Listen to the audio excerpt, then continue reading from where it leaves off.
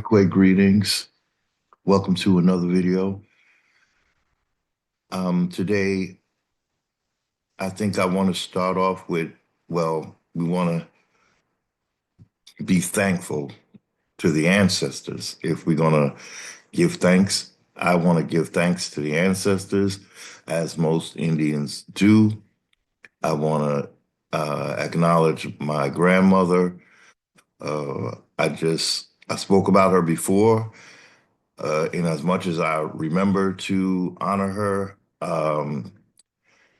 Uh, I mentioned also is because I had a very powerful dream of her, and I think she came at a time when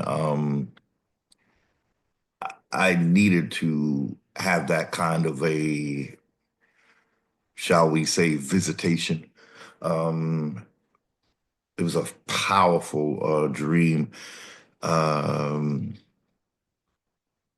and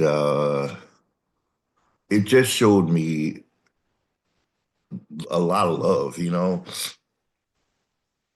Uh, don't know if I'll go into any more detail of it, maybe at some point. Um, but I want to say thank you to my grandmother, Gooding, uh, as well as she's my great grandmother. Can't even get it right. Great grandmother. uh, yeah, that I believe she helps me. Um, uh, so thank you. Um, got a couple of things that I hope I get to today. Um, I've been wanting to talk about this idea of operating in public and versus operating in private. And so what I want to say about that, we're going to read, an article on it. But what I wish to say beforehand is that these are both I'm starting to think they're unconstitutional. That's what I want to say. I say that because a lot of Indians, I think, are settling for the system because they are operating in private. And the thing is, if you don't want the circus in town, you have to let the circus and all of the circus acts go. You have to let it all go because it has the effect of keeping the circus going. We've been fooled enough, we've been entertained enough, distracted more like it. And Indians have to decide, do you really, truly, you gotta sit down and ask yourself, what is it that I love about this corporation? Because at the end of the day, I believe if you got real with yourself, you would say there is absolutely nothing to love about this corporation. Absolutely nothing. First of all, we didn't create it. That's the first thing. That's the very first thing. If you didn't create it, you don't have authority over it. And I wish people could look into that to know the reality of that. Creation rights, how we think that we created the republic because the Moors are telling us what they did.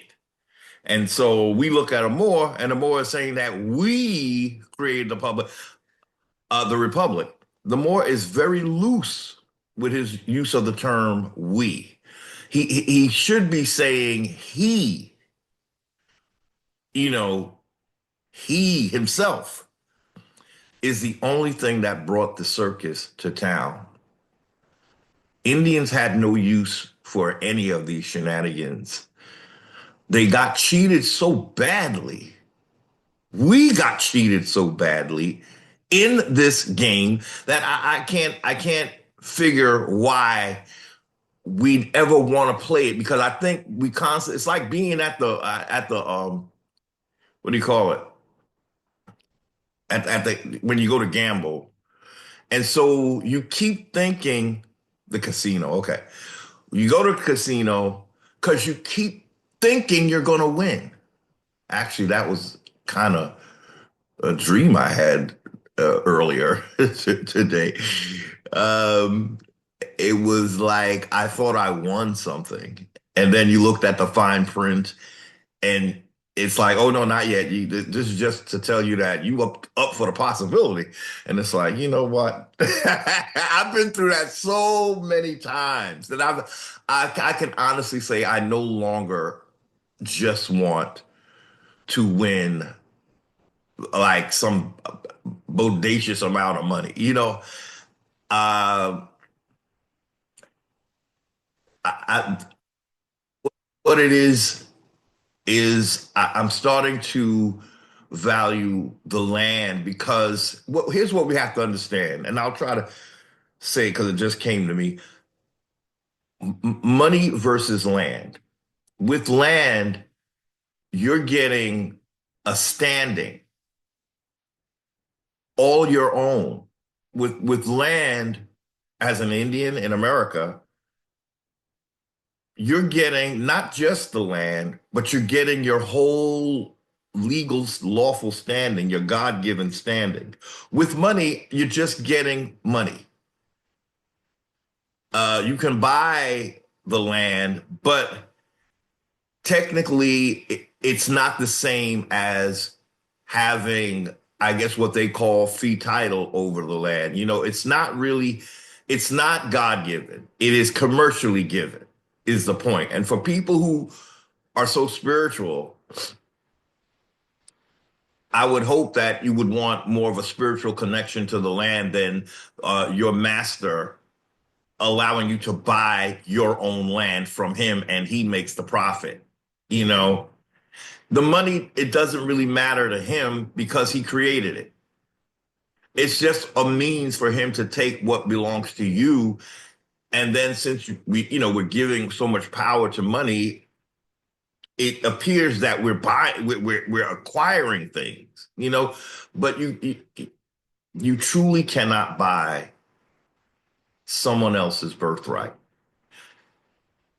Uh, you have to trick them. If you really think about how the Bible story went with the birthright, that Esau Jacob story, you know that there was a lot of deception that went into it. It wasn't you can't just buy somebody's birthright. You have to have some technology going on. You got to deceive them. You must deceive them because really birthrights are not for sale. They're not for sale. God don't do commerce. I don't know if people realize it's and the way commerce is done on earth, God don't have nothing to do with it. If he did have anything for to do with commerce, he's been squeezed out. It's corrupt. It's just the means to take what does not belong to you. It's using something that has no value. It's been stripped of its value. See, the thing with money is they come at you first, they give you something that's kind of legitimate, and then over time they strip it of the whatever it was. Like money no longer is backed by gold. So it's a technology going on. So we have a memory that money once was backed by gold. So we're living on a memory of something, but the reality is it's just paper and you're paying for the use of that paper. You know, it's a wicked what's the new term I learned this week? It's nasty business. It's nasty work. It's nasty work. I think that's going to be the next new little, you know, popular quote, nasty work. This is very nasty work. Um, so where was I going? I'm just trying to show. that the Indians, we're just being constantly cheated in a system like this.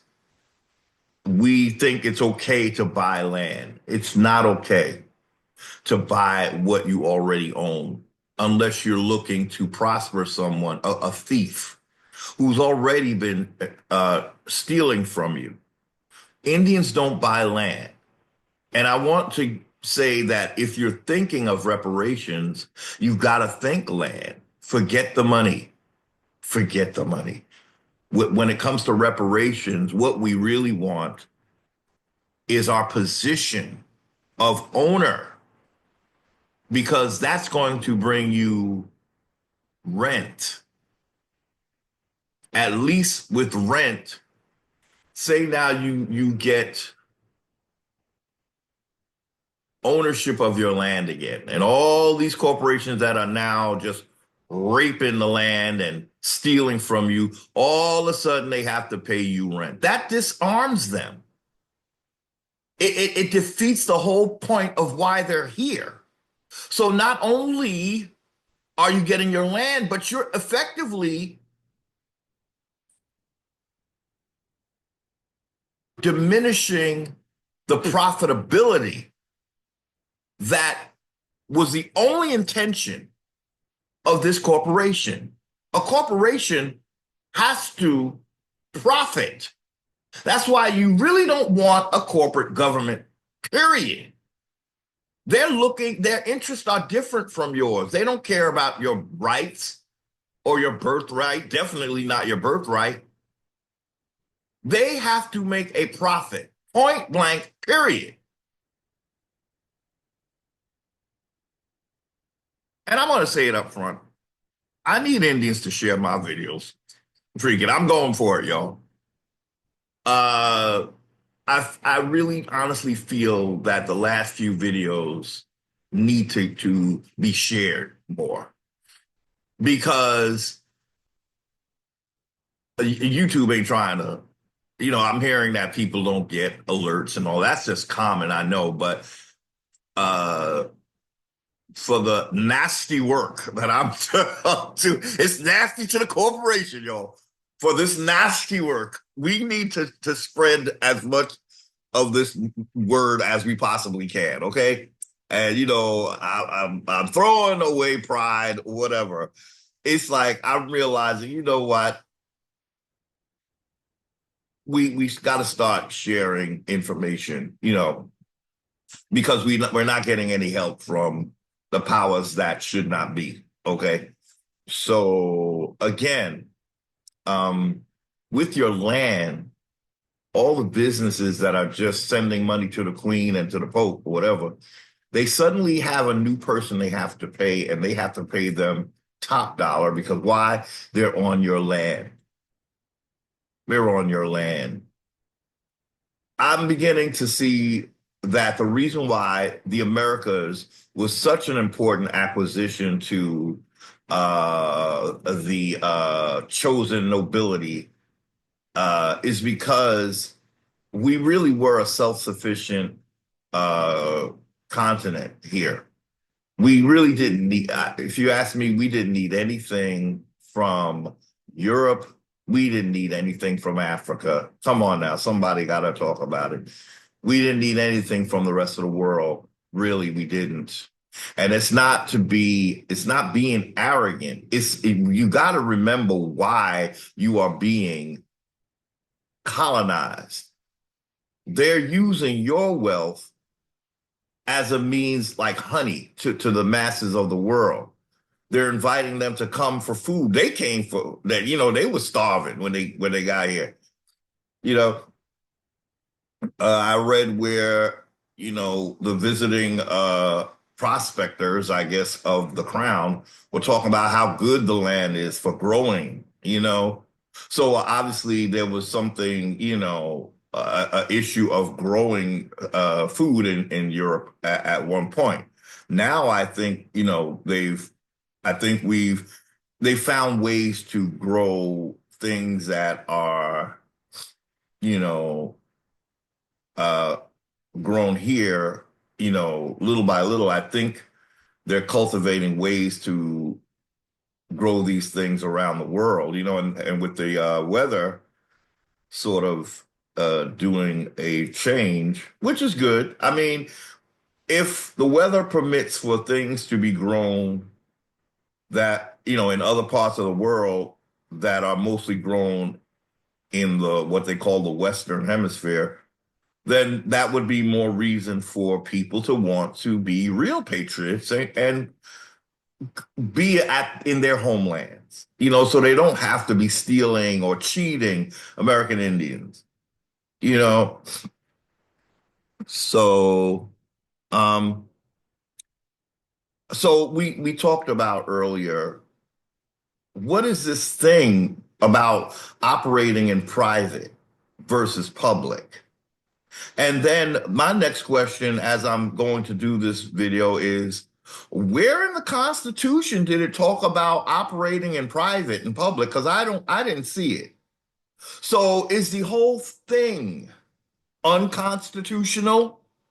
We got to start looking at things in terms of the original contract, y'all, so we can show that, oh my God, we are totally not going by the contract. So that means we're not doing business.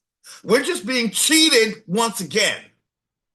So that's why it's void, besides the fact that the Pope has just pulled the legal rug, the ecumenical rug from under this beast. It's also just not operative right now. The Constitution is just there. They hold it up again and make it look like this is the greatest thing in the world. Come to America so you could get this. But ain't nobody got this. Ain't nobody got that. It's just the bait.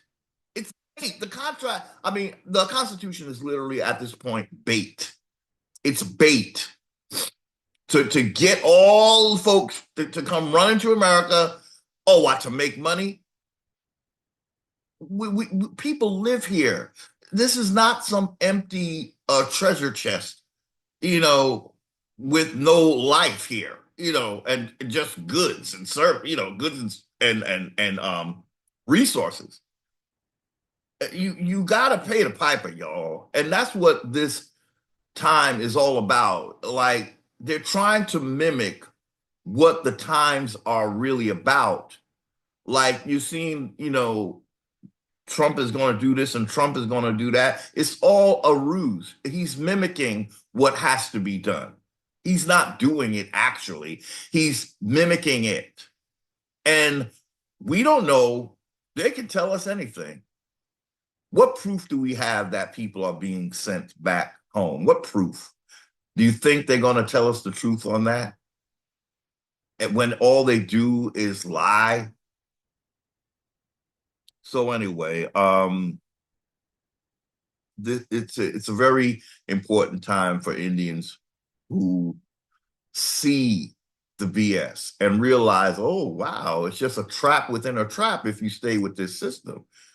They're just going to fool you the entire way. Technology. So let's try to read this document. I'm going to share my screen. It's going to be, I find it convoluted, but there are parts where you kind of get it. But the point is, we got to read this document, this article, I should say, and just try to be mindful that none of this is mentioned in the Constitution. Okay. And we also have to say, is this what Indians were doing, or is this something that occurs after colonization? Because Indians are being lied to so much, they feel like they built this system or they had something to do with it. They forget that the system says that the Iroquois had something to do with it. And it wasn't every Indian, especially if you're Algonquin. If you are of Algonquin lineage and talking about you built this system, I hate to do it to you, Algonquin. You're delusional. You're delusional. Algonquins are the last thing that this system is interested in, because it's on Algonquin land that all this bullcrap is built on. When we meet this beast, they are on Algonquin land. That is why the word Algonquin itself is never spoken because they're mashing us together, and even Algonquins are thinking that we built this system. How could we have when it only occurs when colonizer comes? You got to show where we came together and built something that worked for Iroquois and Algonquin before you can convince me that we built this republic. Because the republic is claiming that this is what all people wanted, a republic, because that's the just form of government. It can't be because Indians were not getting along when this system got here. You got to show me where Iroquois, and listen good.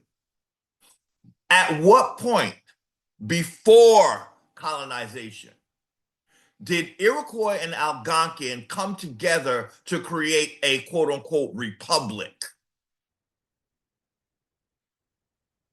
Iroquois created something amongst their confederacy of other Iroquois Indians. They did not build this with all the Indians across the entire continent of the United States. I need Indians who are more woke to understand what I just said. This is basic. Ain't no geniuses up in here. The sad part is you don't have to be a genius to figure this crap out. You just got to use your common sense. Where did Indians come all together, all across this large continent of North America to make a republic? How did we build this? We didn't because we were at enmity. Oh my goodness, even when the colonizer was here, that we were taking sides. How did we work together to build anything? Why am I stressing this? I need Indians to know that the Republic is not your friend. That's why I'm saying this, y'all. This is not personal. I need Indians to understand that the Republican Party has never been your friend. There is absolutely no reason for you to think that they're your friend now. With Trump, they have to make this look good, y'all, because their time they're seeing that the hourglass, y'all. They see the sand in the hourglass. We got to grab these Indians once again and use them to keep our system here. I don't know why Indians are so afraid to have their own system, their actual own system. Why? Because you never got along in the first place. Let's call a thing a thing. Indians, what's really operating in your emotion and in your psyche is the fact that, oh my God, if we never got along and this government was to crash and burn right now like it should, we are going to go back to what we were, aren't we, Indians? But you mean to tell me you can't find a way to mend your fences? You can't find a way to get along? You can't find a way to get along. You need a colonizer to help to make you, to force you into some farce of getting along because you're still not getting along. You're still not getting along. This thing between Algonquin and Iroquois, the problem with Indians is they don't realize that the corporation is here to keep you separate. As long as you don't get along, they can be here. If you got along and handled your own business, they would have no reason to be here. So Indians, you got to get over, you have what I'm going to call some kind of generational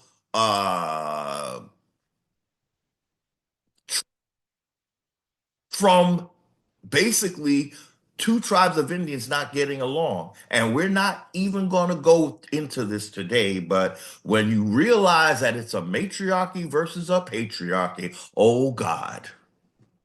Oh God. Now things just got real, right, y'all?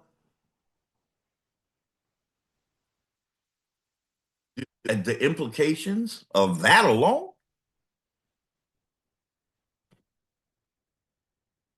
when you realize that we are in a matriarchy, basically, not a patriarchy like we think, but it looks like, and I'm trying to say it and leave it alone because I know it sets, you upset the ladies and it's just a done deal, right?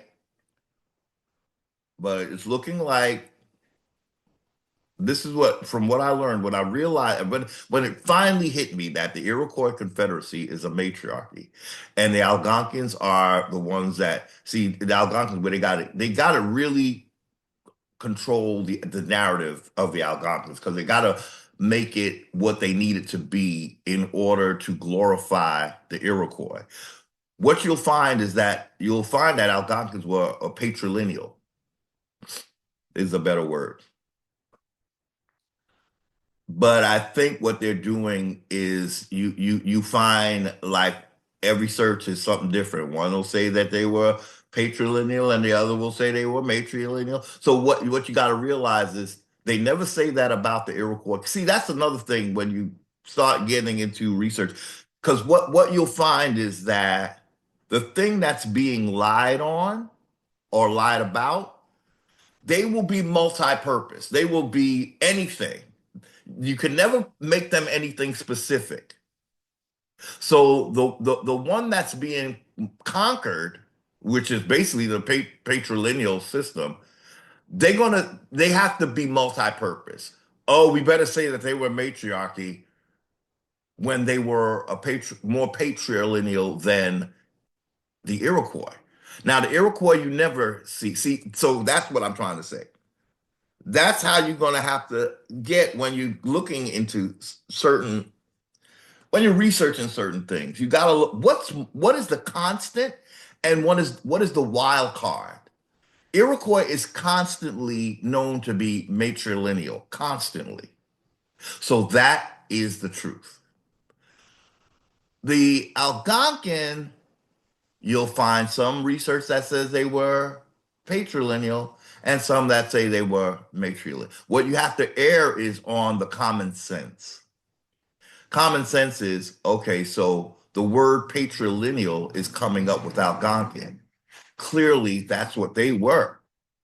Because more than the Iroquois, is that where the friction is coming?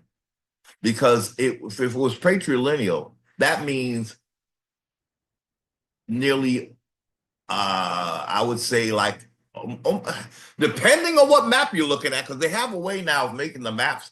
The one map it'll look like the Algonquins have kind of a lot of land or territory, and in another map it's like, oh my God, it's like we're a third of the America of North America. I think that's the real one, y'all. I think that's the real one because the whole system is minimizing Algonquins' very pervasive influence in North America. You gotta common sense it, y'all. When they first got here, they met Algonquins. Since they've been here, all of a sudden, it's all about Iroquois. Why is that? Algonquins pushed back. This was a patriarchy meeting the patriarchy, basically. If the Algonquins were patrilineal, I get it confused with patriarchy. There might be differences, so pardon me. It's just the word patrilineal is kind of new to my vocabulary. So I keep saying patriarchy. So we could say the men were dealing with the men. When Europe came here, they're sending men, right? So the men were dealing with men, right? And they were dealing well. They told this MFer, oh, you want to be in my kingdom? There's your land over there. And the tribute will be this and this and this and that and that and that. And we're good. That's how the men, patrilineal Indians dealt with a patriarchy that came here. Needless to say, the other patriarchy, the foreign patriarchy, didn't like those terms. So they looked deeper and found a matriarchy called the Iroquois Confederacy. After they loved up on them, that was a done deal. And now the matriarchy has they. It's not that they'll not pay. See, they're like a hidden matriarchy because really they're entertaining a patriarchy coming from Europe, right? And the influence of this European Negropean on this matriarchy, let's just say, the wedding bells are ringing loudly, right? In Algonquin land, right? It's like, oh shit now. These ladies done found them some Negropeans. I'm sorry, y'all. I'm trying to, I make this analogy because it is there, and we gotta break it down and understand the dynamics. Isn't it interesting in America that the female of color is basically, I don't know, it's like it's whereas the Indian is dodging bullets, when you see in, like, for the best example I have, because it's something that's subtle that you might not see until somebody points it out to you, then you realize, oh, I've always seen that. Let's look at the commercials, the TV commercials. Let's look at the advertisements that, the big posters that you see posted up, and the use of the Indian female's image. She's surrounded by foreigners, usually, with no Indian male in sight, right? You got sometimes they'll put the Indian female in the middle, and she'll be surrounded by Asian, Spanish, of course, Caucasian, it's usually a Caucasian male. Whereas the other ones might be females, but the male is Caucasian, and I hate to do it, y'all. I'm sorry if I'm causing issue, but what it is I see something that needs to be rectified. And if it whatever it takes for us to see what's going on, to see all as many dynamics as we possibly can. And matriarchy was infiltrated by a foreign patriarchy.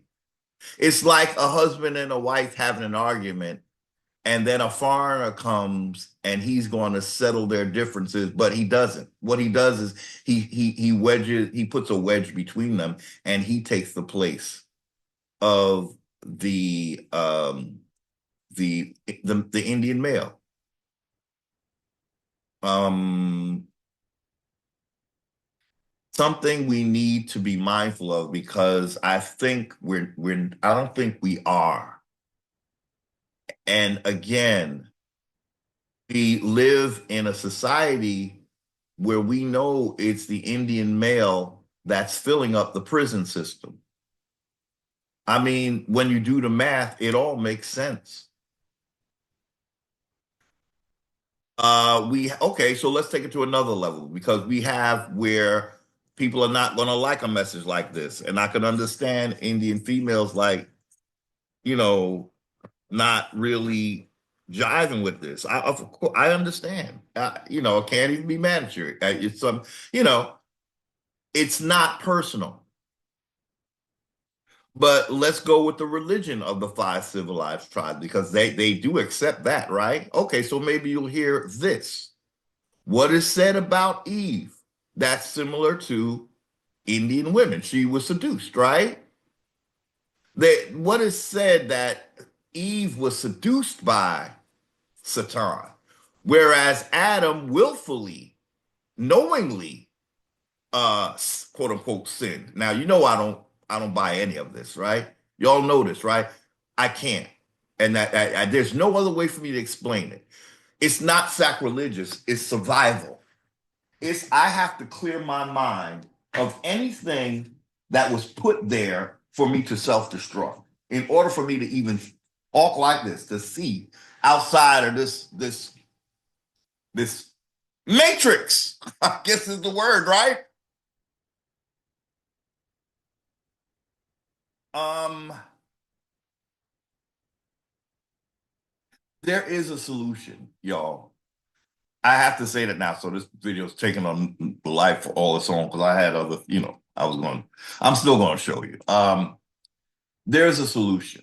When we talk like this, what I need Indians with conscious to do is realize all that means is there's a solution. If something ugly is coming up, that means there's a solution to it already. If something unflattering is coming up, okay, we all adults up in here, we've been,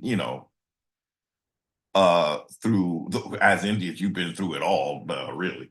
This is nothing that's too big for us to deal with.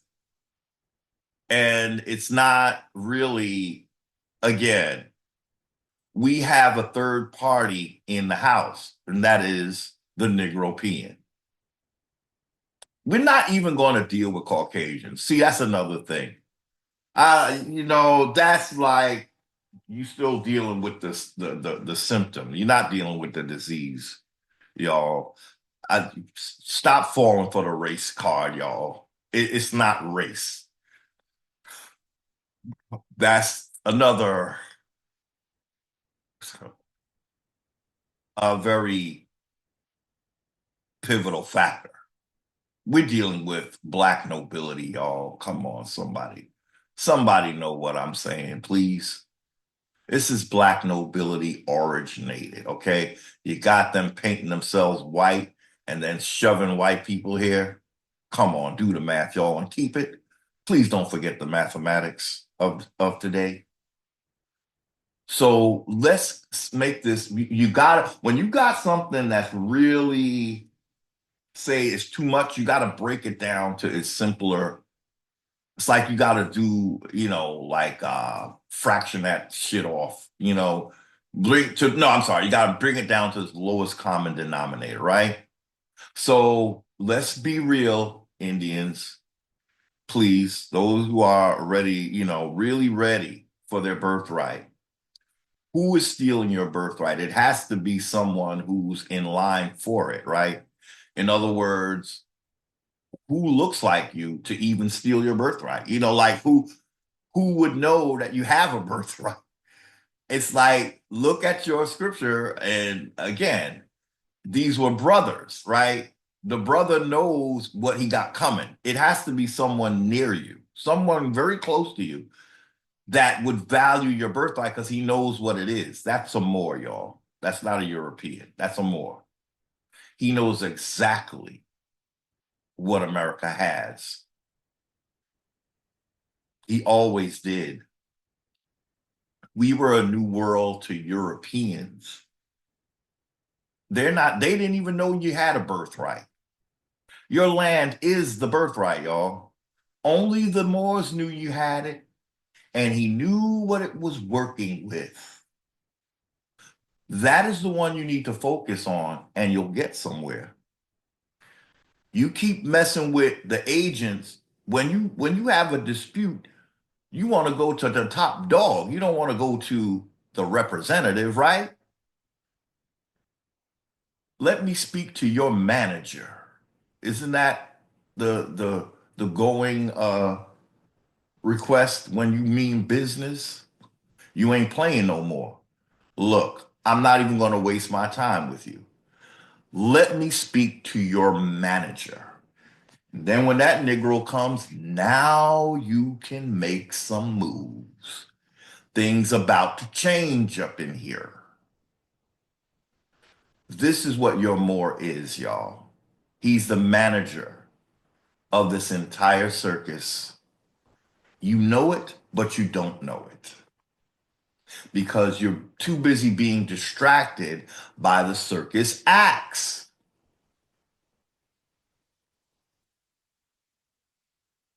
The other thing is it makes it more, it kind of gives, makes it more, ironically, I'll put you this way. You might be able to relate to another Negro better than you do a Caucasian. In other words, it's not beyond like the big boogeyman. Oh, why is another Negro? Wow. It makes it a little more, it brings it down to earth. It's not the great and mighty Oz. It's just another Negro, y'all, who, unfortunately works some really dark shit, shall we say. It's like when you see them wearing that wizard hat, ooh boy, that shit is real, yo, with the stars and the moons and stuff. That you talking about a wizard, yo. And almost every show that you've seen that had a wizard, a lot of times they're wearing either that pointy thing or the religious ones got the pillbox thing going on with suns and stars because they really what that's indicating is that they're watching the they're looking at the revolution of the constellations as well as working word spells. So they know that now they'll tell you you can't don't be studying no astrology. Just focus on Jesus, okay? Focus on Jesus. Meanwhile, they're got stars and moons on their hats and stuff because that's what they're looking to. That's how they know when to work their black magic. Yeah, and that's exactly what it is. Black magic, because they turning things black that are not, right? They blotting you out in blackness, right? And they're sending whites to do the dirty work. And any race they can get. And he's basically like a god to these races, really. But he's just a brother to you. That's what I mean. It's like then you realize you're just dealing with you know. So when you're looking to take ownership of your land and become an Indian who's not taxed, which is a big blow to the beast because the beast is feeding off of your taxes. You keeping it here by taxing. So the beast he got fat off of Indians paying their blood, sweat, and tears. The sweat off their brow from work. That energy is all going to the feeding the beast. And if you stop and you start recycling your wages and you keeping your wages and building your system, the beast is suffering badly. That's a big blow. Now that's when he's going to look for foreigners to come and fill that gap. But we ain't going to have no foreigners if we take the birthright seriously. Um, so what I was going to say, I did think I did say it. We could look at the matriarchy.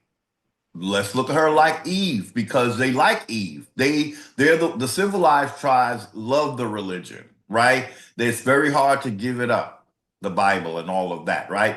Okay, so let's use maybe you don't like what I'm saying about the matriarchy, but you love when they say about Eve, right? You accept that she was seduced, right? Okay.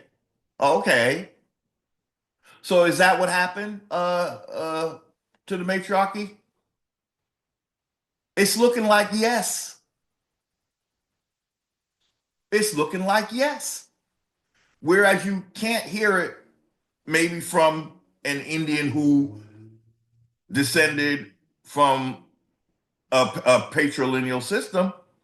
Maybe you'll hear it from your scriptures that the slave master gave you. Maybe you'll get it from the scriptures.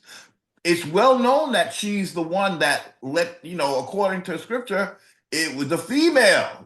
So it's what I'm trying to say is you don't have to take your angers out on Heru because you've been fed this already and you accepted it. You see why Heru don't like to mess with they religion? You ain't gonna make that shit revert back on me. I'm gonna throw the whole thing away. Okay? I'm not throwing the creator that I know to be or the spirit that dwells in every you know in every Indian and it's in everybody at this point. We be all mixed up, right?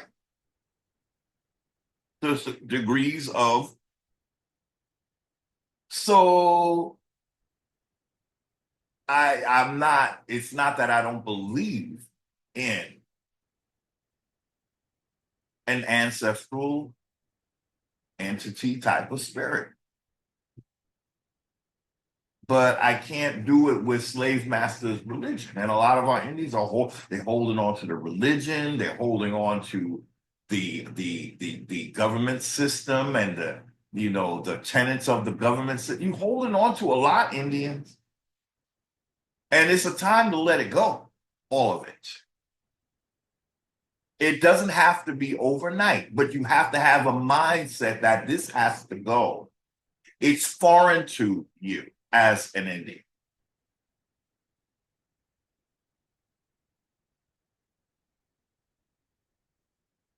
Um,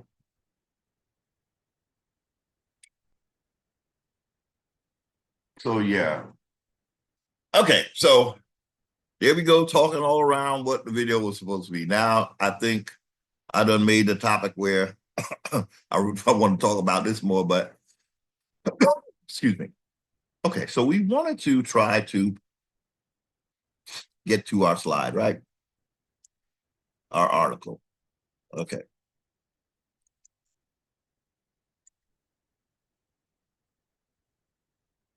This website is one of the few places, excuse me, where you can get a copy of the 1787 Constitution. They're on the left here.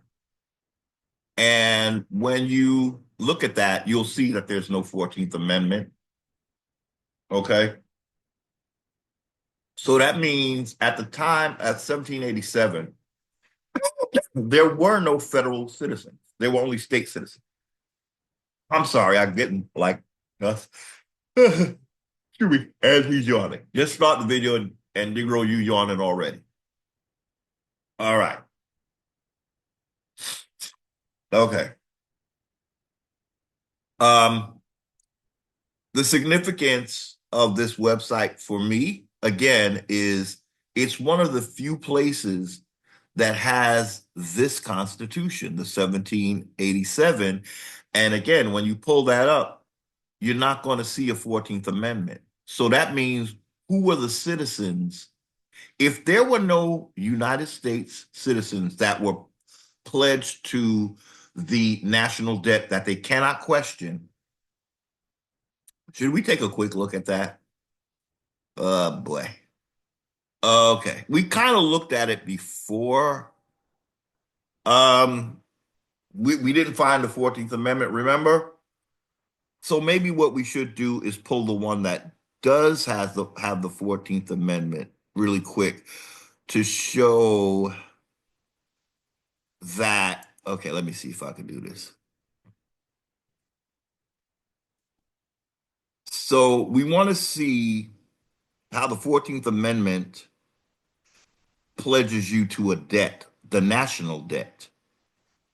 Now, why are you showing me this little piece? Oh, let me see. Okay. I don't think we need to download, but let's see if we could find the 14th Amendment. I don't know why it's giving me, oh, because it really wants, this is just a peek. They want me to download it. And I don't know. I don't think I want to download it right now. Okay, so let's go to the 14th Amendment, please. Yes, as you know, this is the Constitution. This is the 1789. Okay. Uh, oh, 1789. We just jumped from this. Yeah, this is 1789, 1787, 1789, and then there's a 1790. They just get progressively worse, right? Basically. So now you got a preamble, whatever. No, you did have the preamble before. We the people, right? So, Article 1, Section 2. See, they don't call it Clause 3. Oh, see, they don't even call it Clause 3. Remember, I was saying that they don't, it's not said to be Clause 3. It's Article 1, Section 2. And here's where we find out that, this is also in the 1787 and the 1790, that this is the magical section that is telling us we're not part of the system because representatives and taxes uh, are to be allotted. We looked up the synonyms for apportion among the several states. They should have just said the 13. See how they left that open? They left it open because they knew what they were going to do. So the whole thing was preconceived, you know, and I don't think a lot of people, I don't even think the pilgrims knew this was just a way for the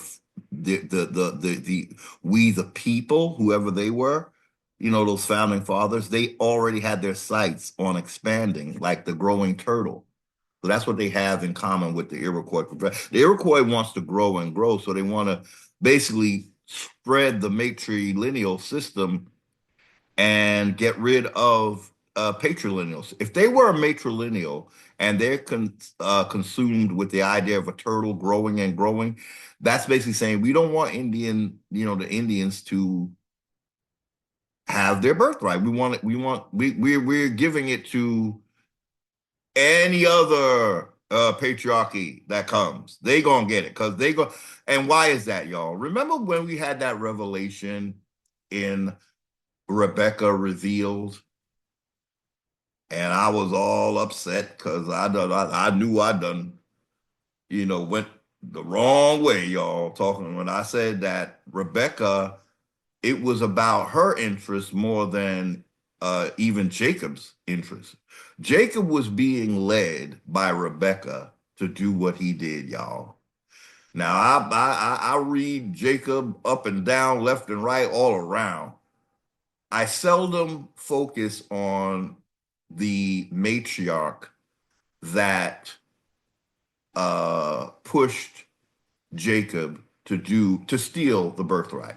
Now, how it plays out in real life is Jacob is a foreign. He's King James. He's King James, basically. So it's the matriarchy basically seeing the Negropean and making him her first, as if he's the first man or firstborn, But the question is now, see, this is where it gets interesting. What did even in scripture? There's no real reason to come for Esau, the true man of the field, the birthright holder. All he did, according to that story, was serve his family.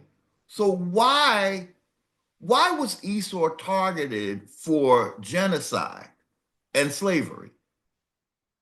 The only thing that makes sense you will find, and if someone has a different idea, I am open to it. It's because Rebecca wanted to control things. It's because there was nothing that Esau did in that story to really justify him being condemned to slavery. He honored now the scripture says, honor thy mother and father. That's exactly what Esau was doing. He was taking care of the house at that, as the oldest according to the scripture, right? So I'm trying to let the matriarchy see that your scripture is telling you what you did. and it's not giving a very well a good reason for Esau to be cheated out of his, which leads me to believe there is no reason that American Indian male should be cheated out of his birthright, except for the fact that it would make him like a king on his land. So the American Indian is being genocided, particularly the male, right? So that other princes, kings, can feast off of what belongs to him rightfully as an heir. right? So maybe this is what we gotta dive into because, as far as I see, there is no reason for this to happen unless it's about a matrilineal system controlling the entire narrative of everything that just does not trust the American Indian male and uses the Negropean for the look of a patriarchy or a patrilineal system. That's where the even the foreign patriarchy is being fooled to a certain extent because he thinks it's about him. But the reason why a matriarchy would choose you because it's not about you. You don't have the same rights as an American Indian. This is not going to be a popular video. Um, um, um, okay. So representatives and direct. I just want to show you that this is this. I love this part because this is what's freeing me right now from paying taxes, and I just dance and sing when I see this part and know what it means now. So representatives. So the foreigners are going to be represented in Congress, and they're going to be taxed based on counting them, the number of quote unquote free persons, including those bound to a service for a term of years. I guess their indentures, excluding Indians, not taxed. Okay, so that means we're not. I love to say it. Sorry, y'all. I have to say it. We are not counted to be represented in Congress, and we're not counted to pay their taxes or their any of their debts. So it's interesting that by the 14th Amendment, everyone now is paying the debts. Indians were not supposed to be part of this. And when the state citizens existed, they didn't have a clause that said they cannot question the national debt. And that's what we're looking for. Okay. So let's look for that 14th Amendment.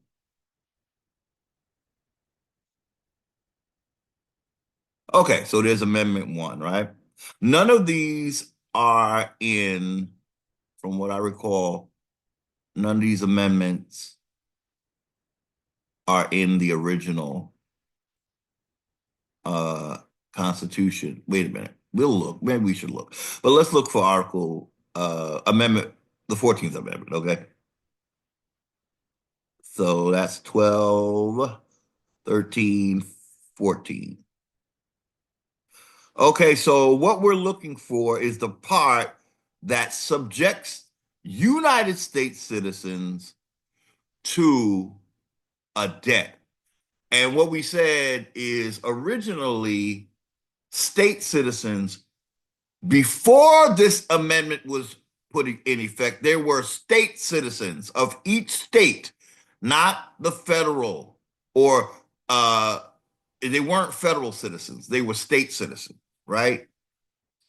The 14th Amendment created a federal citizen. And before this 14th Amendment, once again, there were only state citizens. So I want to go to Section 4. Okay. So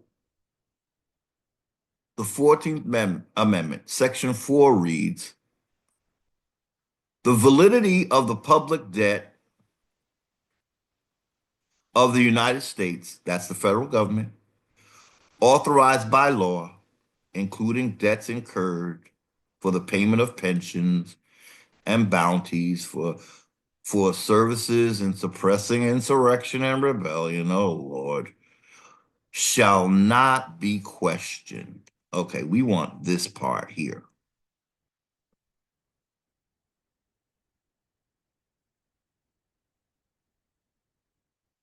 A, okay.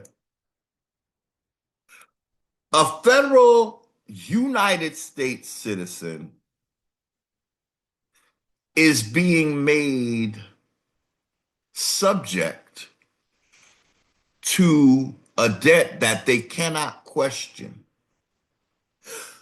So when somebody comes to you with a bill saying, "Oh, this is what you owe," a federal United States citizen, the ones who the Indians who say they love their United States citizenship, they're not giving up their federal citizenship. You might, if you're going to stay in the system, I suggest you do it as a state national because you won't be subject to this debt that shall not be questioned. See, a lot of Indians, I don't think they pay attention to this stuff. I admit most of us are ignorant to this. We don't know nothing about these technologies. But again, a United States federal citizen, they cannot question, when the federal government says they have this debt, a United States citizen has to pay it. You can't question it. You can't even, in other words, you can't even say, can I see the receipts? That sounds like a question to me. Did you just ask me a question about this debt? I told you it's 100 trillion, billion, trillion, zillion, billion, trillion, trillion, quadrillion, gazillion, cadillion dollars. And you to pay it, yo. I don't have to show you no damn receipt. What? If you don't pay this, So what ends up happening, y'all? The effect of this is that the government now sees that you can't own anything. If you owe a debt that you can't, and you agree to this crap, and we have Indians saying, I ain't giving up my United States citizenship, you're a debt slave. Okay, pay that debt then, because anything you get is not yours because of this debt. You don't really own your house. You're a tenant. It's related to this. All United States citizens have been basically pledged to the national debt of the federal government. They took on a life of their own, and they sucked the life out of all the states by doing this. Again, before this 14th Amendment, Section 4, enslavement to a national debt, a state citizen could question. I need people to understand what I'm saying here. A regular state, when I became a state national, which I'm not anymore because y'all saw my declaration. And remember, as a sovereign, I don't have to go by their rules of how to change my standing on the land. Citizens have to go by federal rule. Like, in other words, you have to appear in person before Congress or whatever, or you have to go in person to change your. Not as an Indian, I don't. I don't have to go by your rules. As long as I'm an Indian, and you can't disprove it, and you can't. That's a whole other ball. They really don't want to go that route, because in doing so, they would find more Indians than not. If the federal government had to go through each American, quote unquote, what they call Negro, to find out that we was Indians, they find out they ain't trying to go there, y'all. So when you say you're an Indian, you better stand on business, because you have the proof. They ain't gonna try and go there. They don't want to go there with that. That's why they got their DNA kits and all of that. All they doing, and got the nerve to say it's for entertainment. So you just want me to be psyched, and you don't even go by that. But I bet I imagine that they might want to go by that at some point. They can do anything they want, y'all. They can do absolutely anything they want. That's why you got to get out of that system. You have no power. You have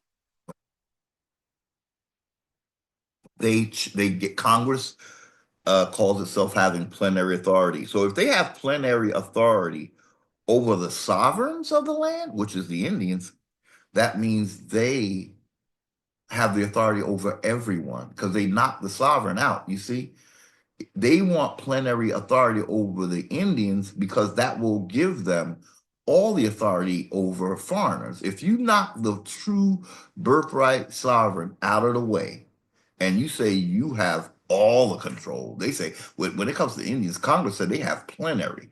So basically, they're making you the lowest thing. If they have, they never said they have plenary authority over United States citizens. I mean, technically they would, but they never say it like that.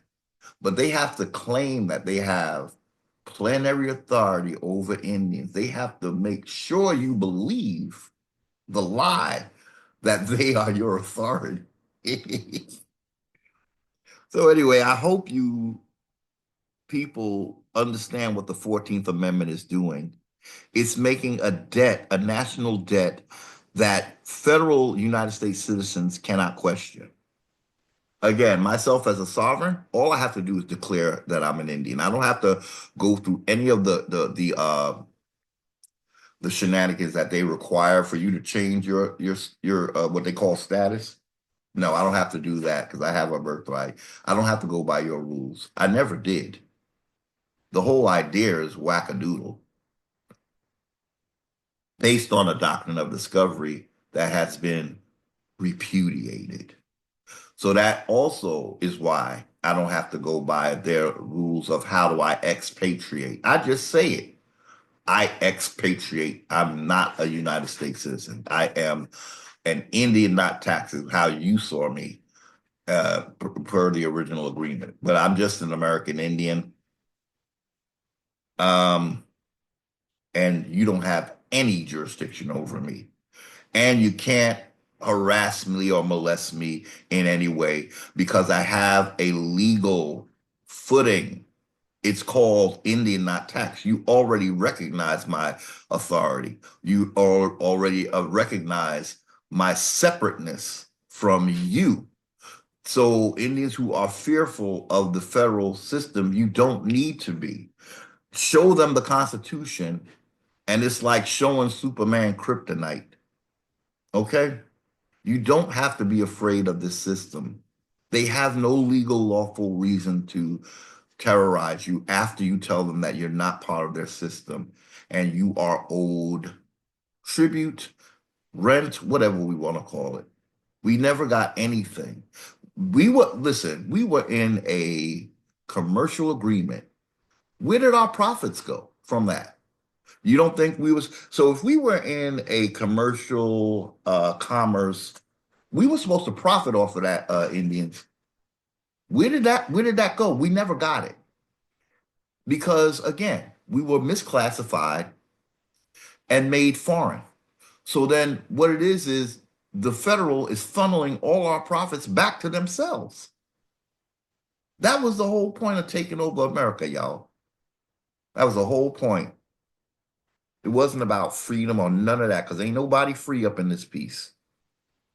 It was so the foreign nobility who have yeah, and we can say it now because even they have to go by the man that put a crown on their head. He just repudiated you and your dealings. So you don't have authority. Oops. Oops. If the Pope the repudiated, aka denounced the doctrine of discovery, all the nobility that he sent here to do what they did, they no longer have the legal or ecumenical backing of the church. Now, you know the church is saying, I had to say it, but if you can, hang on in there as long as you can. We won't see that, but it's possible that he might. Who knows? We don't. But something has occurred now where, like Cat Williams says, all lies is going to be revealed, right? So this is why they have to, it's the age of Aquarius. They even know that. They're the ones that look to the stars, they wear the stars and the moon on their head and stuff in their hat because they the Wizard of Oz. Yeah, yeah. The Wizard was a Moor. If anybody didn't catch that, it just dawned on me myself because just like the Elijah Muhammad, he had a hat with the stars and the moon because he's like the whiz. He's the wizard. And he's behind the scenes, right? And when we trace their story, they're telling us that they brought Caucasians here. They're telling us that they did that. So the wizard is really behind all of it. And then when you find him out, he, get back in his balloon and go back to Morocco and blow back to wherever,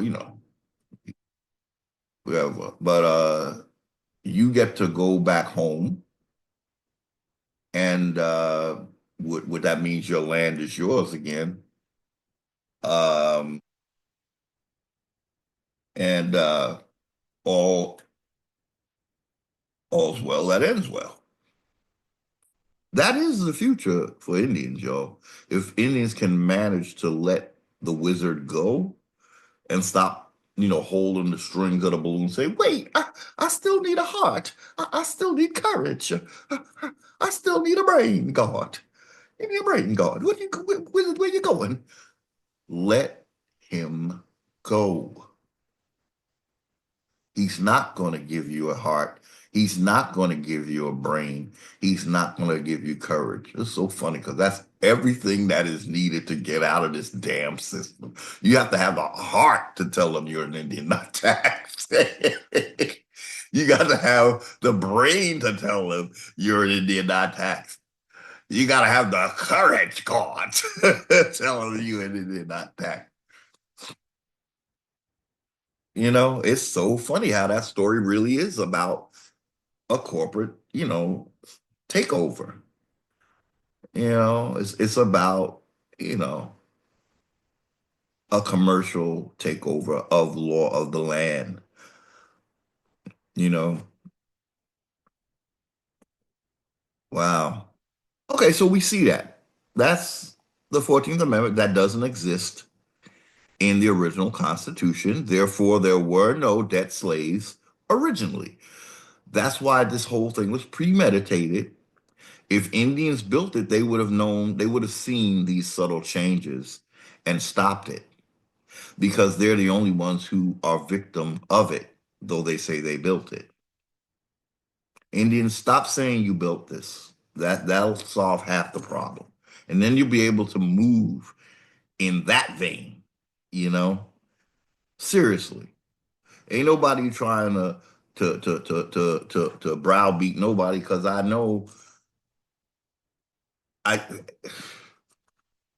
we were all fooled by this. We were by this. At some point in our evolution, all of us were under this spell. So that's amendment, the 14th Amendment, that doesn't exist, in the first Constitution. This is the 1789 territorial. This is the one that should have the Bill of Rights because that's another thing that doesn't exist in the original Constitution. The Bill of Rights doesn't exist. Okay, so what did I want to do? I Can I go back, please? Oh yeah. So yeah, there's your 14th Amendment, and there's the what enslaves you. Let's highlight it. Yes, the validity of the public debt shall not be questioned. That's how you became a debt slave. That right there. Take a screenshot if you want to. That doesn't exist in the first Constitution. So there were citizens, but they were not 14th Amendment federal citizens, pardon, citizens. They were state citizens of each state. Okay, so let's go back. Um,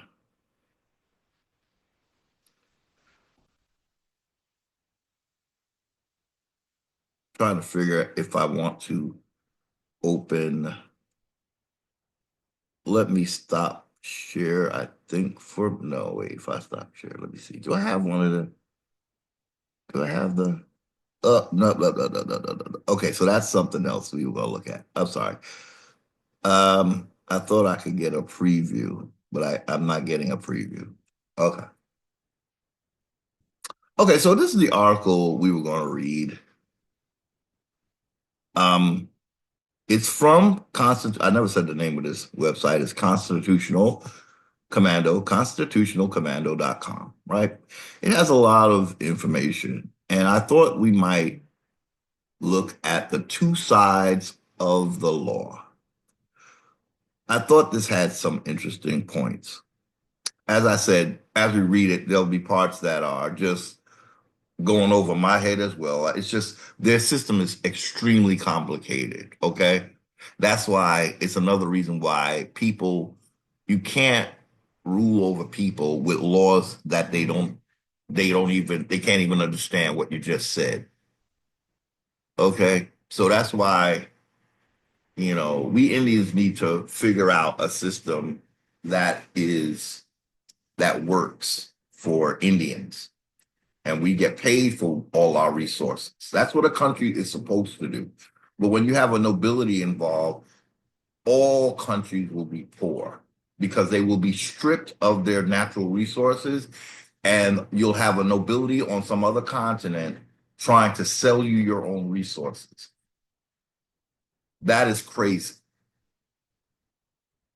But they will be in control of your resources. They're going to put you in some fictitious debt, talk about you owe them because they put a 14th Amendment that made you liable for the debts that they racked up.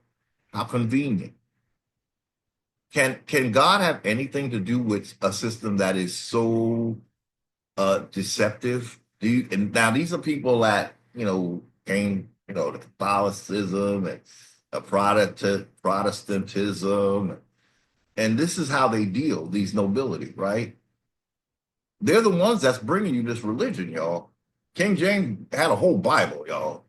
He's bringing you the religion that he's going to use to steal your shit. And you can't peep game, y'all. Anyway, once again, let's look at the top of this. Well, that is the top. We are at the top. The two sides of the law, public and private, is what they're talking about. So before we can talk about freedom, we must first understand how and why it is withheld from us, and most people don't even see it. Okay? This is by Mark Emery, founder of the Lighthouse Law Club. What I can say is this is something I probably would have been interested in my trying to escape the the beast system that we're in, but the ancestors have stopped me. They say you're looking for the answer within your colonizers uh system. You got to get out of their system, and you got to be bold enough to want to be out of that system, to know what you have coming to you, and that they can't touch you no matter what. So Mark Emery is the founder of the Lighthouse Law Club. And he has written a short article which is illustrative of how we became or become the chattel property of government without even knowing it. Please read the article for your own understanding. If you are already aware of this, as I know many of us are, then be aware of this article as a handy reference to use when trying to get others to understand, if it ever comes up in conversation. The two sides of the law. Now, I'm going to start off the bat saying if it's not in the Constitution, there ain't no two sides. But this system is so deceptive that it created at least three different constitutions, right? The three-card Monte. So now we got three sides of law, not just two. We got the continental constitution. We got the territorial right over here, see? And the last one down here on your far left is the municipal constitution. When you have a law system, I suggest you have one constitution. I really do. When we Indians start running things in America, at least how we deal with each other, and if anybody want to do business with us, they gotta, well, we gonna regulate our commerce, right? Yeah, yeah. Because the idea is a foreigner can't regulate your commerce because he's on another continent. He got to regulate it. I guess when it reaches his shores, he could check out the product and see if it's good, and if it's no good, he send it back. Right? No further regulation needed. All this crap that Congress created, called in the guise of regulating commerce, all you was doing was squeezing me out of the deal. You were squeezing me out. I made no profit because you took my land away and started putting folks that you wanted on there, and then you got them uh paying you when they're supposed to be paying me as an American Indian, not you. It's a corporation, y'all. It all it needs is profit. It don't need rights, civil rights, even that farce. They don't need that. They don't need constitutional rights. They definitely don't want to deal with birthright. They just need a steady income from the fools, yo, and include the Indians just for extra seasoning. That makes it sweet. That's what makes it sweet, tasty, savory. So, okay, the two sides of the law.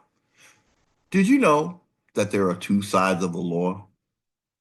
There is a public side, which is the one you are most likely operating in, which subjects you to to federal mandates, incessant regulations, fines, fees, penalties, jail, and even death.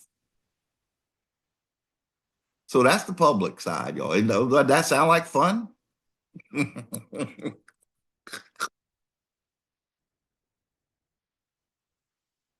Side. Now, this is what Indians today are trying to get Indians to go by, I guess because they don't know better, or it's the matrilineal system that really don't want birthright to be part of this, right? That's another thing. How could civilized tribes care about birthright? Think about it. Just think about it. They can't care about birthright because they're sacrificing their firstborn, which is an American Indian male, for the babies of the Negropean. Basically, I mean, maybe they don't realize that that's actually all that's happening. But we've been talking about this for a while now. When I say when you marry into their family, it's all about their family because ain't nobody talking about the fact that this is all owned by the Indian. So that was a big revelation to realize that yes, you can marry outside of Indian, right? But they're coming to your house. You have to maintain the dominance. Now, if you pick up and move to Europe where your husband is from, then his people, as you know, they're gonna maintain that that's theirs, right? But see, this is what happened in America. We started marrying into the foreigners, and then they took over. They forgot that we was still the boss. They figured, no, well, I come from a colonizer. I can't let you be the boss. My whole reason for being here is being colonizer. So I'm gonna slowly genocide every Indian around you, but I'm going to use you till you forget that you're an Indian and you're basically a foreigner like me. Because we're going to talk about how I have lineage in Mali and Somalia. I'm going to tell you all about that. We ain't going to talk about your lineage. Forget about that because we killing them as we speak. Now let me continue telling you about the wonders of Mali and Somalia and Ethiopia and Morocco. And then the Indian just sitting there, the poor Indian female, uh, it's a whole psyop on the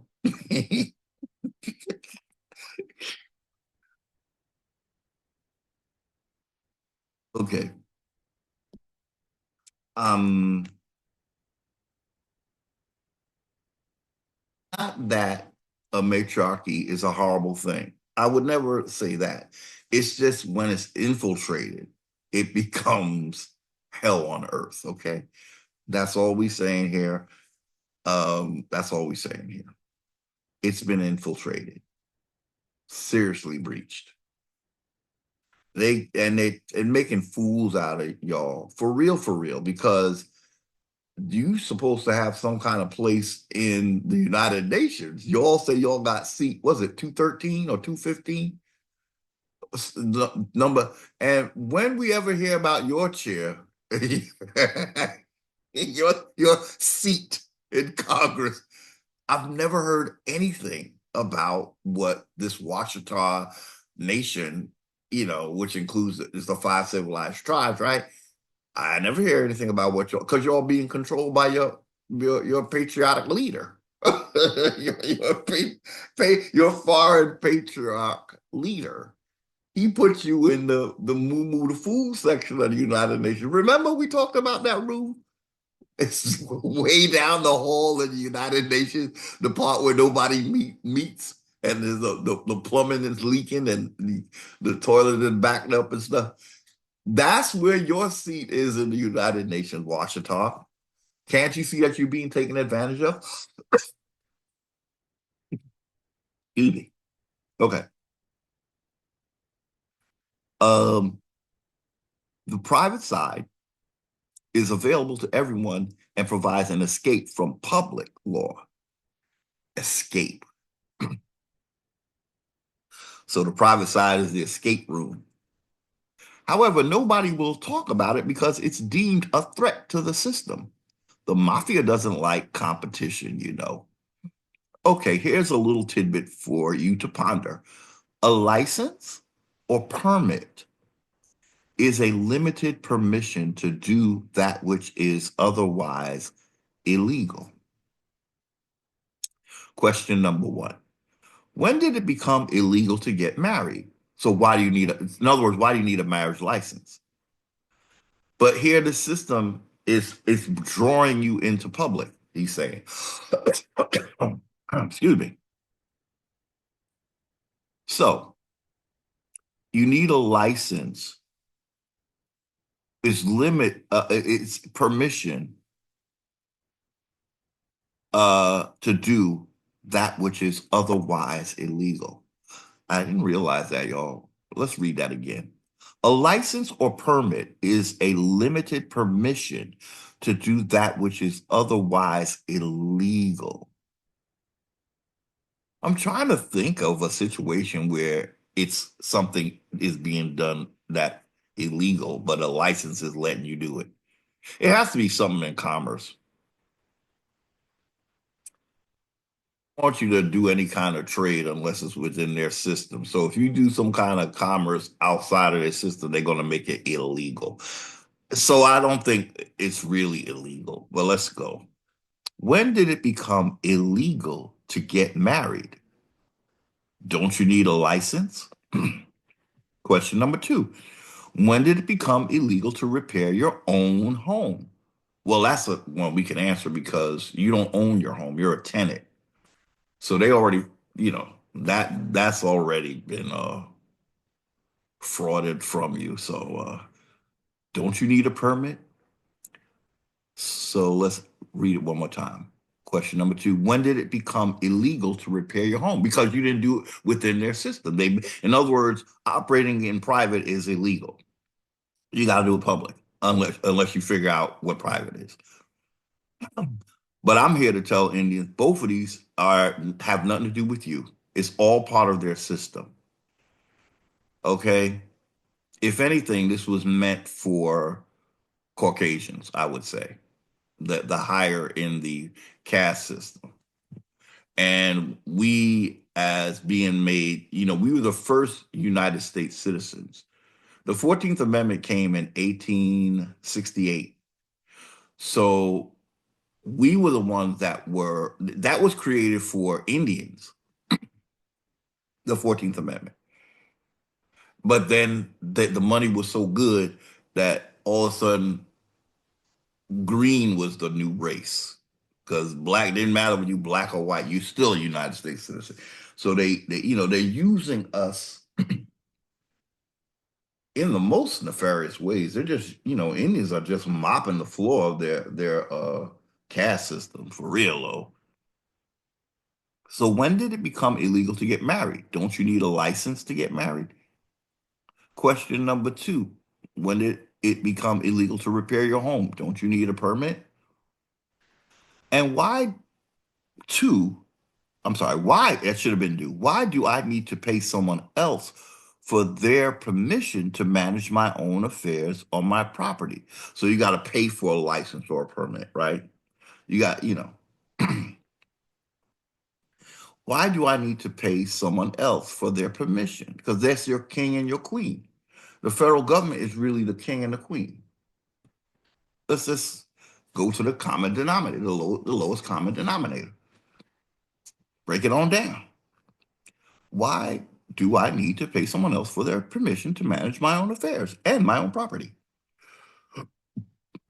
We Americans now, we know that Indians are the only real Americans, right? But they already, this thing is so, it's just, ugh.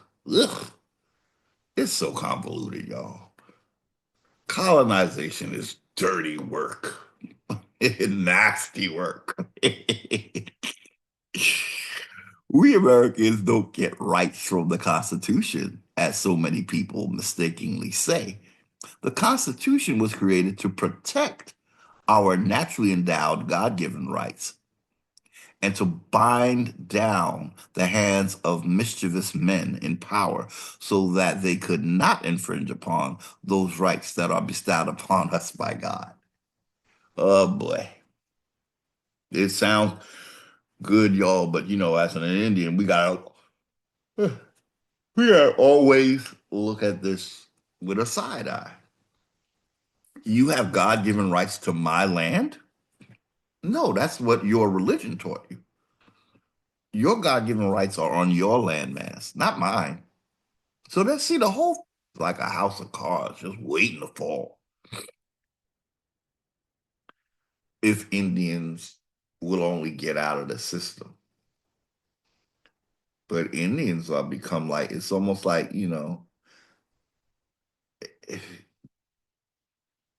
they're afraid to let the system go completely. They want to keep the republic. But the republic never did anything to further your interest as an American Indian. It just went along with the whole reclassification thing too, right? So how's the republic your friend? Oh, compared to how the Democrats ditched you, that's what makes them your friend because they're not as evil as the Democrats. Oh, so it's the lesser of two evils. Oh, so you think there has to be evil present, so you need colonizer here. Hmm. That's not what the Algonquins thought, and that's why we're effectively not mentioned anymore. Hmm. We Americans don't get rights from the Constitution, as so many people mistakenly say. The Constitution was created to protect our naturally endowed God given rights and to bind down the hands of mischievous men in power so that they could not infringe upon those rights that are bestowed upon us by Satan. Oops. So the last question of the day is, so then why are our servants, public servants, and representatives ignoring those limitations? Congress, why Congress? And creating civil strife against the people and the Indians, who are at the worst of all this. We the black people, the blacks caste system. Uh, so the people, they're masters. Oh, wait a minute. No, that not quite correct either. The real master didn't turn black, and that was the end of that. Okay. With constant harassment and police powers, the answer is as clear as black and white. Oh, sure, you're right. You done mentioned the two damn caste system labels. And you will be surprised. It's not them that are in error, it's you. So now from here on in, he's going to instruct immigrants how to move in private. But you see, again, Anything that allows the circus to stay in town is part of the circus. It's just a little loophole, you know. For the smarter ones who start to figure out stuff, they got to give them a consolation prize. It's not real freedom. It's you're operating in commerce. It's still not law of the land. Law of the land wouldn't have foreigners running anything in your ancestral land. Commerce has it that these foreigners are coming here and creating a public and private sector for themselves, and Indians are still called black and at the bottom of the whole entire thing. Now, some of you Indians will operate in private, but that has nothing to do with your birthright. You're not honoring your ancestors. Well, I guess some Indians don't care about their ancestors, which is a pitiful shame because that's why you're never going to get your land. And so yeah, you would have to stay in private and public sector because that is has nothing to do with birthright ownership or authority. That's still your colonizer dominating your land and in controlling your commerce.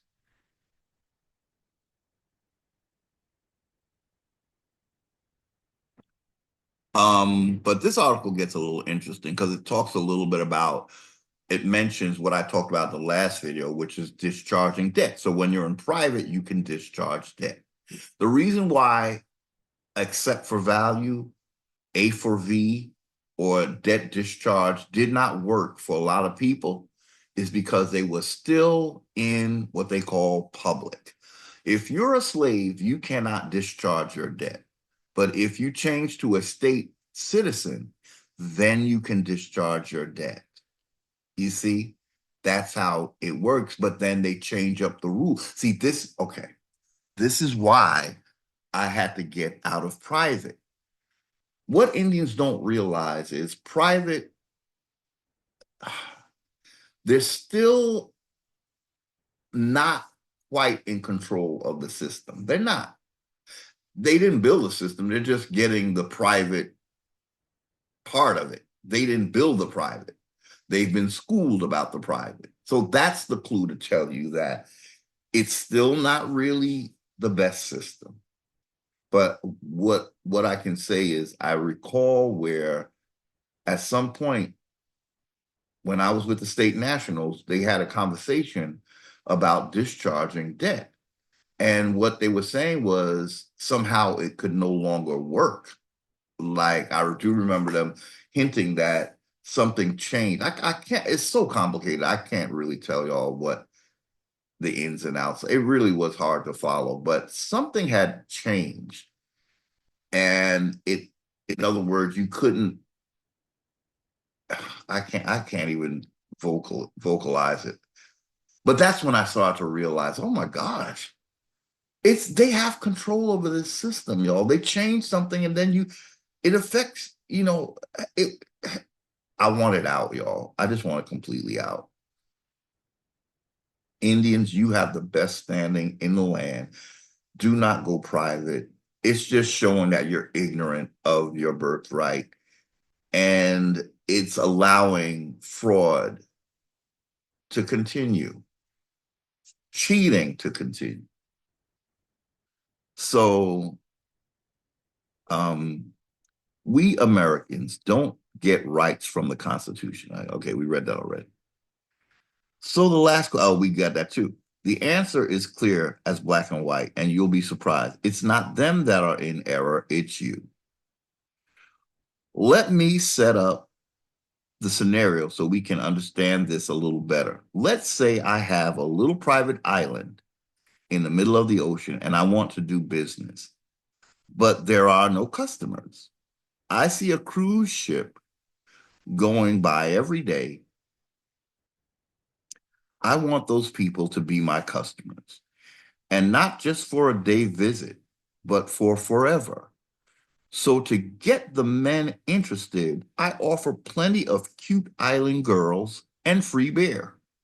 To get the women interested, I offer free spa and beauty treatments and unlimited free shoes of all kinds. So word gets out and the cruise clients demand that the ship stop along the way. Uh, that would be like the Iroquois Confederacy. You know, they demand that the ship stops along the way, which it soon does to keep their cruises, I'm sorry, their cruise business going and their customers happy. As people enter the island, we have immigration checkpoint, of course. Should it be I saw that there were some typos in here. So if it doesn't make sense, just make it make sense if I somehow miss it. As people enter the island, we have an immigration checkpoint, of course. To get on the island, I have everyone sign a contract which basically says that they give up all natural rights at the shoreline. And on the island, they must abide by all commercial regulations on the island. Oh, this is a very good analogy, actually, now that I'm reading it with clarity. And when the people I'm sorry, when the people leave the island, the terms of the contract say that the person must abide by the same rules henceforth wherever they go. He's talking about the people in the states. Even if you're in the states, you have to go by the laws of the federal. Okay. Now, of course, law doesn't normally work this way as there are jurisdictional issues. This is the golden key. I'm going to divert for 1 minute.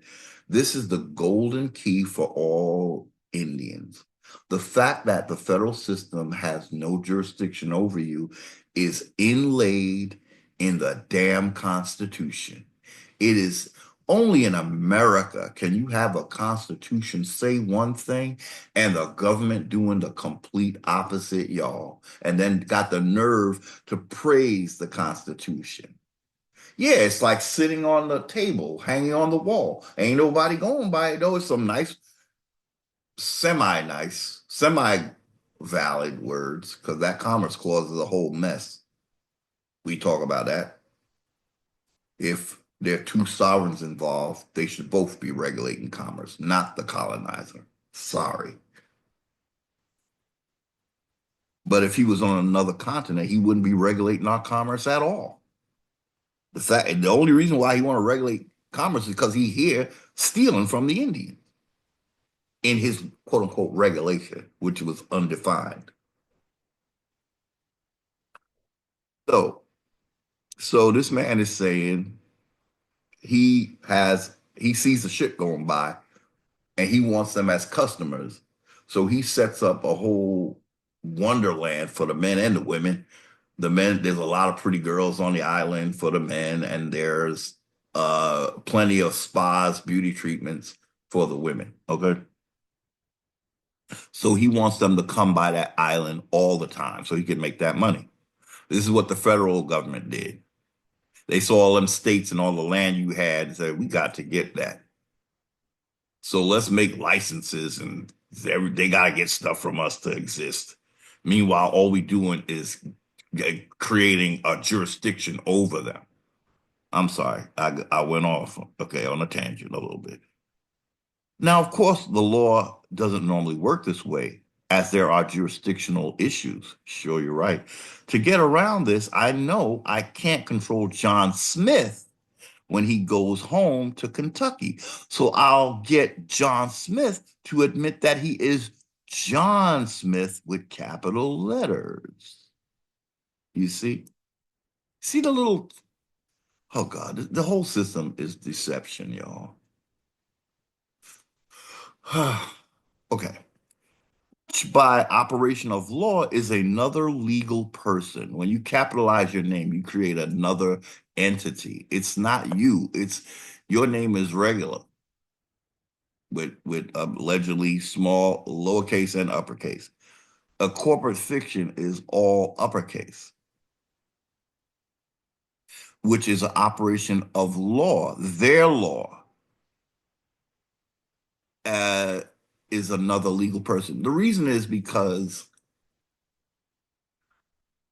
they found a way to even make this part of how they can get out of a contract. Now, it's one thing when you do like sort of an ignorant spell and you don't read, for instance, Article 1, Section 2, Clause 3 correctly, you don't, somehow you make Indians not taxed, you magically make them taxed, right?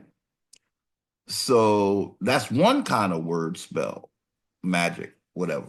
But the other one is when you write down a word and how you write it, lower and uppercase versus all uppercase. So if you signed a contract as John Smith with all uppercase, but you are John Smith with upper and lowercase, it really means that you're not part of that contract because that's a different entity.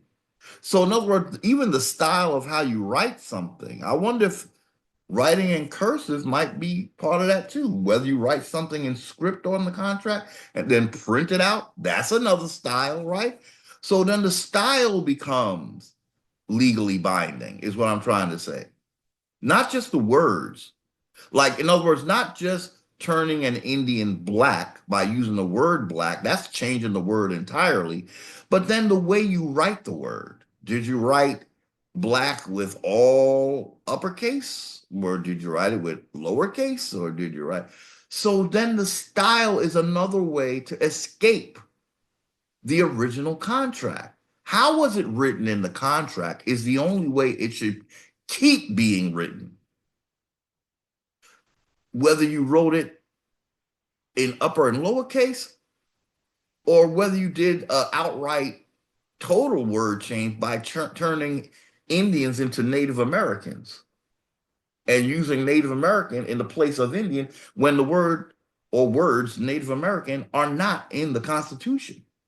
Native Americans, they don't have a legal standing. Indians do, and their standing is supposed to be separate. We're not part of the government. That's what the Constitution is saying. You don't have representatives. You're not counted to be taxed. That means you're not part of that government. But they created Native Americans.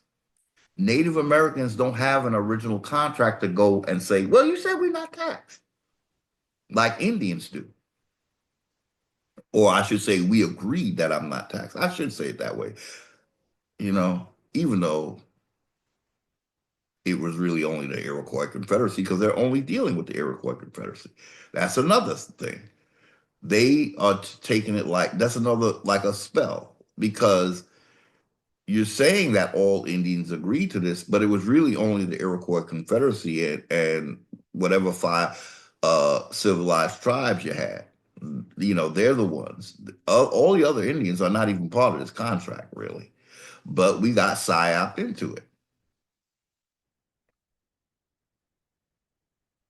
Technically, I think, well, I know that first of all, using the term Indian in the Constitution is kind of wrong. It is wrong because what you're dealing with is with Americans, but they knew that they were going to start calling Europeans American.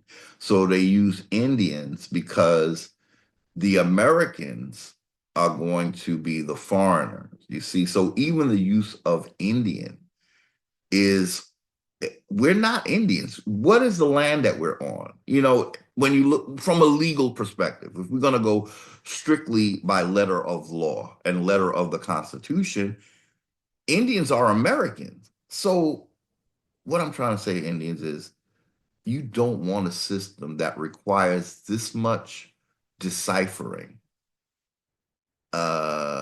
They're using sigils and shit, witchcraft. Um, so as I have been discussing with one of my constituents, the term Indian is also a misnomer, and it's dealing really with the first people who were called Indians were the West Indians. My constituent was trying to explain to me, and I didn't fully understand, was that really using the term in okay. let me, I'm sorry, we're going to divert for 1 minute because this is coming to me now. And I do see,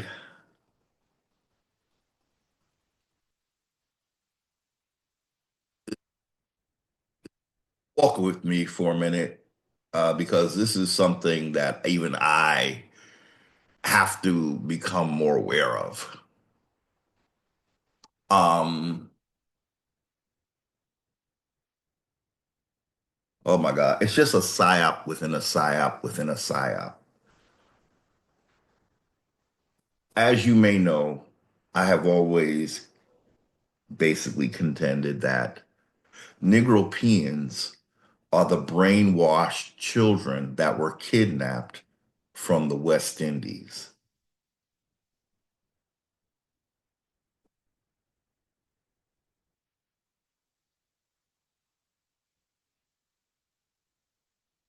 This is ugly, y'all. This is nasty work, y'all. This is nasty work.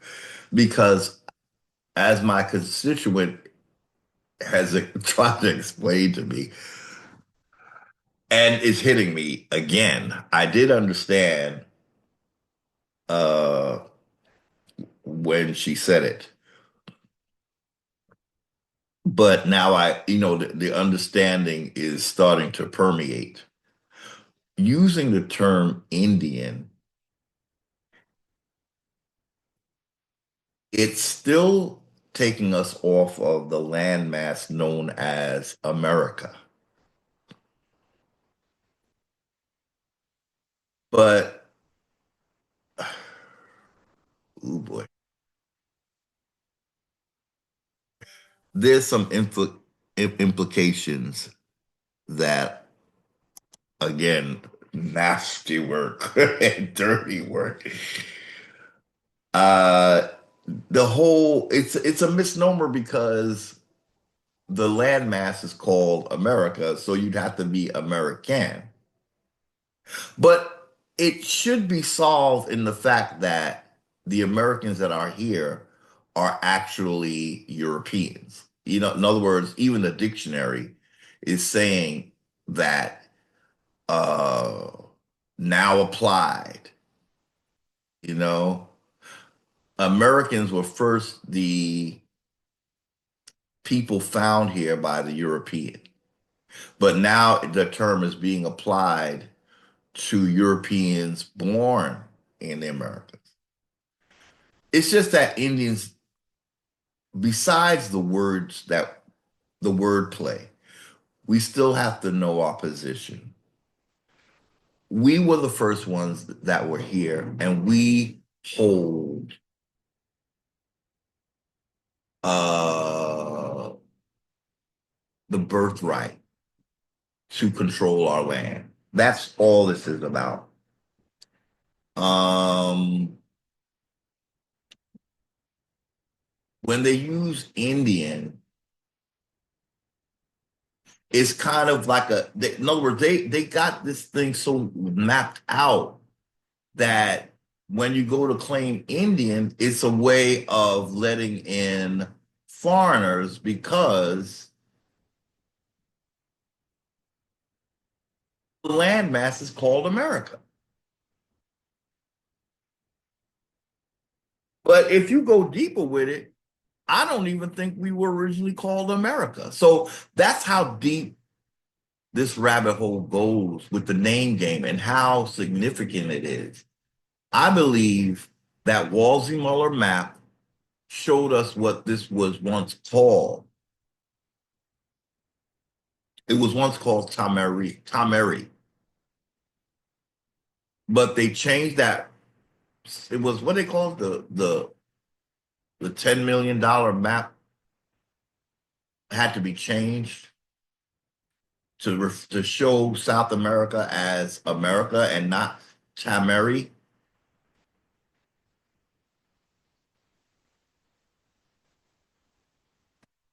What we will have to do to correct this is just say the continent known, the land masses known as the Americas, because that will leave room that is not necessarily the true name. I hope you're following because this is so disconcerting to me that I barely want to vocalize. It's very disconcerting, especially when you made a declaration, you know. It's still going to get me where I need to go, but is it leaving an opening of some sort? I don't think it is, although it could.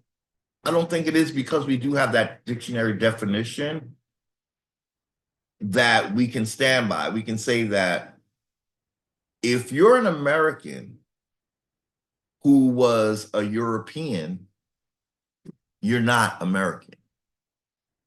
And it's just point blank, period. We have to end systems that allow for the theft of the original people of any landmass. We have to end those type of systems. So although I can say to you, yes, Indian is a misnomer because we're not in India. But the good news is there was no India when we were being called Indians.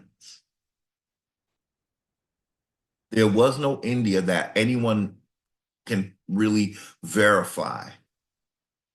There was no India in 1493. There was no India. India became a thing in 1947. That is, let's do the math. Okay. So 1947. I did this before, but let's do it again. Minus 14, we're gonna go 92. 455 years after America Americans started being called Indians. We were called Indians 455 years before India was known as a country. What does that mean? We can be the sole owners of the term Indian, even though it's a misnomer, because there was no India in existence legally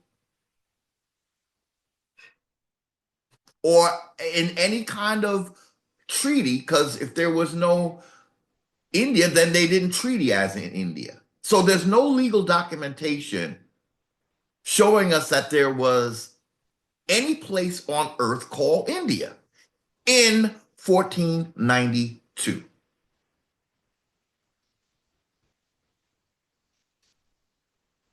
It was Bharat.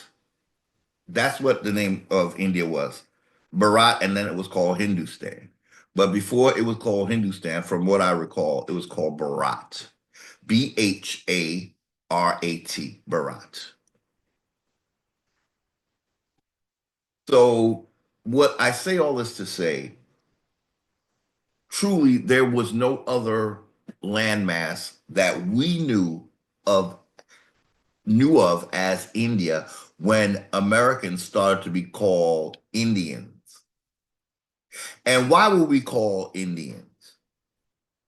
Because we found the root word of India, or ooh, no, that was the root word of indigenous. Indigena is kind of connected to Indian, right? Indigena, indigen, Indian, indigen. So indigena was something that Parliament created, you know. And when did England exist? There was no England. I don't think we have to worry too much about using the term Indian because there was no Britain when Columbus invaded the Americas. And Britain is where you're getting the term indigene, I believe, because they refer to a parliament. When they say parliament, uh, when you're naturalized, when parliament naturalizes you, you are indigena, something like that. I don't have that screenshot, but it was the definition of indigena. If you could ever look that up, look up the definition of, well, maybe we should do it. We kind of all over the place. Uh, no, I don't want to do that because that was a specific dictionary. It had a date, and I'm sure that they don't have that, you know. Let me see. Um,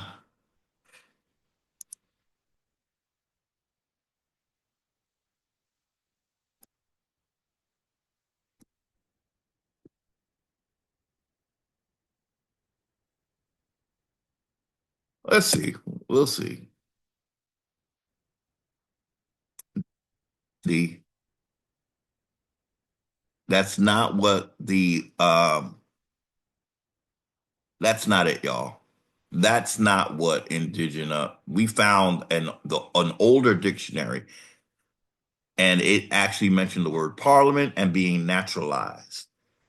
So no, I knew we weren't gonna. I knew this was not a good idea. So don't pay attention to that. That's more of a modern uh interpretation. And that's another thing they do. They can change the meaning of words and then go with the later meaning when the earlier meaning was something completely different. So no, we can't go by that, y'all. I'm gonna have to put it in the comment section what I found that indigena meant. And I think it was in a dictionary that was not, it wasn't a legal dictionary. So maybe legally they changed the word of indigena. The legal dictionaries, as we found, they changed the meaning of words. Like, yeah, in a legal dictionary, they changed the meanings of word plain English words. So I think, in other words, we do want to be attached to the land, right? But for contract purposes, we okay, here's how this is going to go, y'all. How are we going to fix the problem of being called Indians if Indians ever get serious? And I do want to say I want to keep a call to people who are known as Black and you live on the East Coast of the Atlantic coast, like from North Carolina up to like Maine. I'm going to say if you live in any of those coastline so-called states, you are Algonquin and you need to pick up your Algonquin so we can get our land back because we're the ones, again, we're continuously stolen from because we're not even mentioned. Now we got both states that are housing the government of this system on Algonquin land because the White House is on Algonquin territory, as well as the old, what would have been the wherever in Pennsylvania was the first seat of the government was in Pennsylvania, I believe. Both of these are on Algonquin territory. So you're using our land and we don't even get mentioned as the Indians of the land because you're too busy talking about the ones who got you here, the Iroquois Confederacy. Well, why don't you park yourself on their land? Get the hell off of Algonquin land. What a slap in the face to my ancestors, right? Move your little capitals to Iroquois because them the only Indians that's going to be hosting all these foreigners. Matriarchy, I'm sorry, your house is gonna be filled. When Indians get serious and you still welcoming foreigners, they're gonna have to squeeze in on your part of America. That little part around the Erie Lake, is it Erie Lake? Those y'all some eerie freaking people, y'all. what is that, Ontario? I don't know. Wherever they are, they're New York State. They're not New York City because that's Algonquin. So New York is gonna have to unannex from New York State. New York City gonna go back to Algonquin, y'all. We gonna run this piece and make the money that we should have been making, yo. They ain't gonna want to do commerce with us, y'all. That's all right. Because commerce was just them taking our shit, okay? Let's get real. Commerce meant that Europe got all the things they needed and did not have from America. But we're going to limit that to even Morocco because seems to be the one that really was heading this shit. Morocco, the one that first recognized United States, I should say. So it was, you know, Morocco that recognized the beast that came on our land. So how does Morocco get to recognize a British company? Is, well, do the math, y'all. Do the math. So Britain didn't recognize us. It took Morocco to recognize the United States. Well, let's see. So okay, so it could still be Britain, but then Morocco becomes the first one to say, "Yeah, we agree. We agree with what you did." So it was Britain coming here and doing what they did, but they needed one country to recognize them as a nation, and there was Morocco, the big trader of Indians that these freaking Moors want us to claim Morocco. I might as well shoot myself. Why the hell would I do that? The country that recognized this beast, and you got these Moors boo loving on that shithole country. Sorry, y'all. I'm getting a little carried away. It's understandable, right? But it was a shithole because they needed our shit to be relevant or whatever. It must have been a shithole at some point. Well, now that they got all our shit, they upgrade. So I'm not saying they shithole now necessarily, but they was a shithole before. And the Moors want all they can talk about is Morocco, Morocco, Morocco, Morocco. You need to go home too, to Morocco. Now that y'all stole enough from us, you should be able to survive there.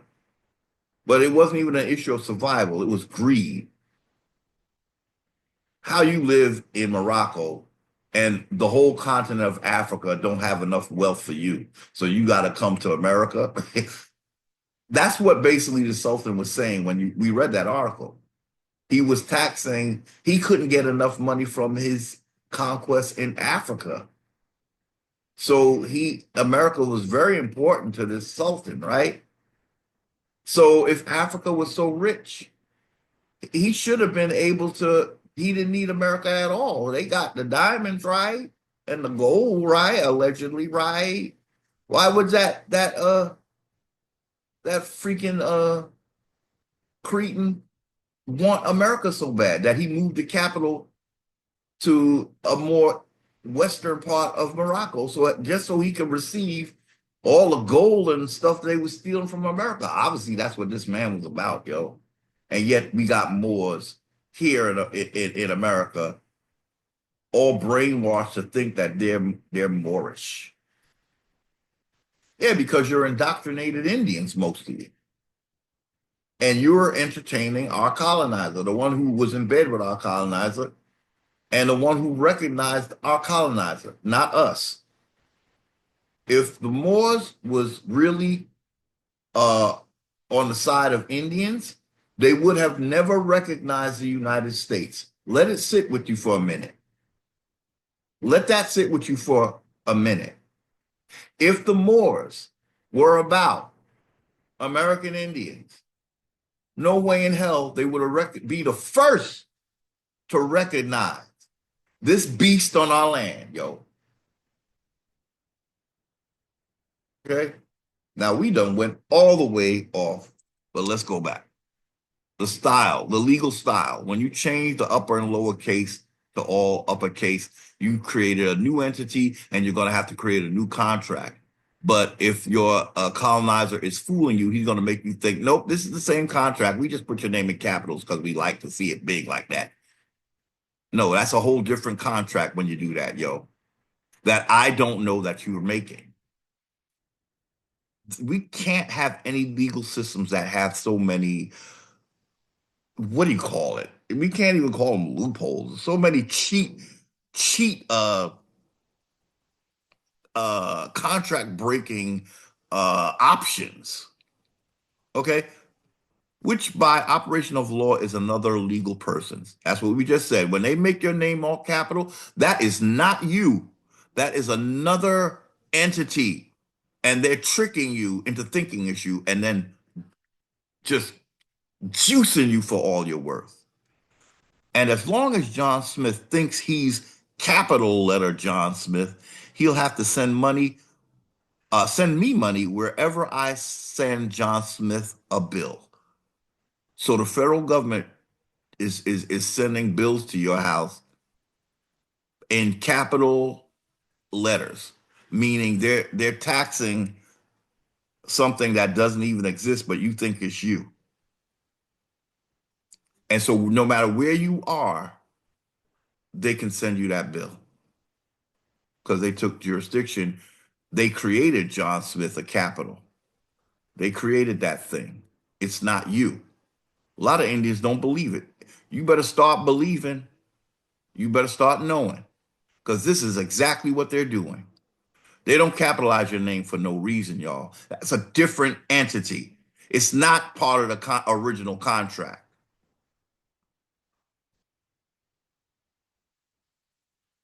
The Constitution did not say anything about uppercase and lowercase men and women or people even. So if you have something in law that's doing this, it has to be unconstitutional. But they're going to say that's how we regulate commerce. That's see again, regulate commerce. What the hell that mean? Well, they're going to say it means that we have to change your name so you could be in commerce. So we have to make you a commercial entity, and that's how we can regulate you. You see? And we're going to say, I had no idea that's what the hell you meant because you didn't define it. If I knew that's what you meant, I would have not agreed to this because this is called fuckery. Pardon my French. So as long as John Smith thinks he's the capital name John Smith, he'll have to send me money. That's the guy who on that island trying to get the ship to come and buy his goods, right? All those people on the ship to come into his island, right? So he can make money off of them. So to get them to send me money wherever I send John Smith a bill because it's in the contract and he agreed to it. The contract is basically you calling yourself a United States citizen when you were supposed to be a state citizen if you were going to be a citizen. Now, Indians shouldn't be any of that to maintain their standing on the land and apart from being taxed, as the Constitution says, Indians not taxed.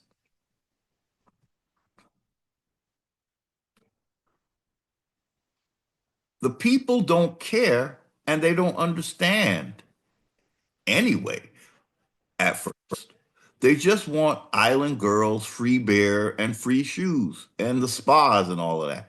They say, yeah, yeah, whatever, and sign the contract to get on the island, to get their benefits. I love this.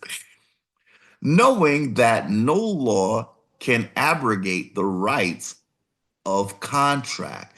So they say, in other words, there is no law that breaks a contract, right? But to break a contract, if there was a non-full disclosure, that would break the contract.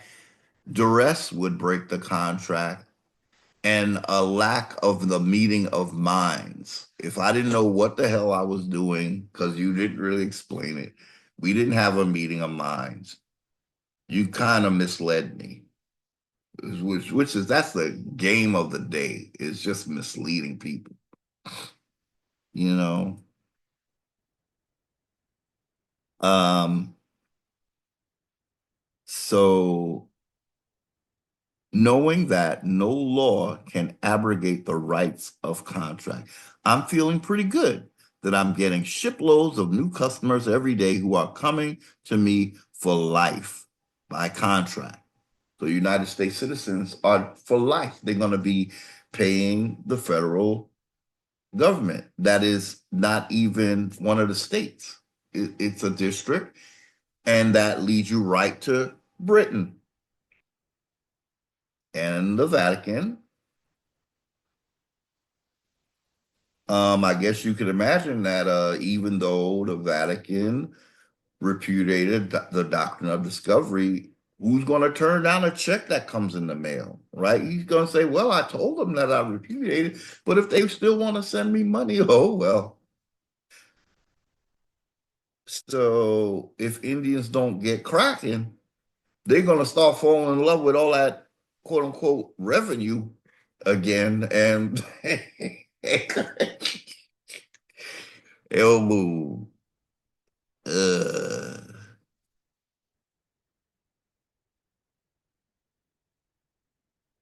um, for life, yeah, until we stand on our birthright and send notice similar to what I showed you about, hey, I was originally not taxed. Okay, what I didn't say before is we as Indians, we also can say we have the sovereign right to say that calling me an Indian was a misnomer, but it is who I was in the according to the contract. So after I claim that identity, I'm going to void the entire contract. Number one, because you shouldn't have called me an Indian, although that's what we agreed to.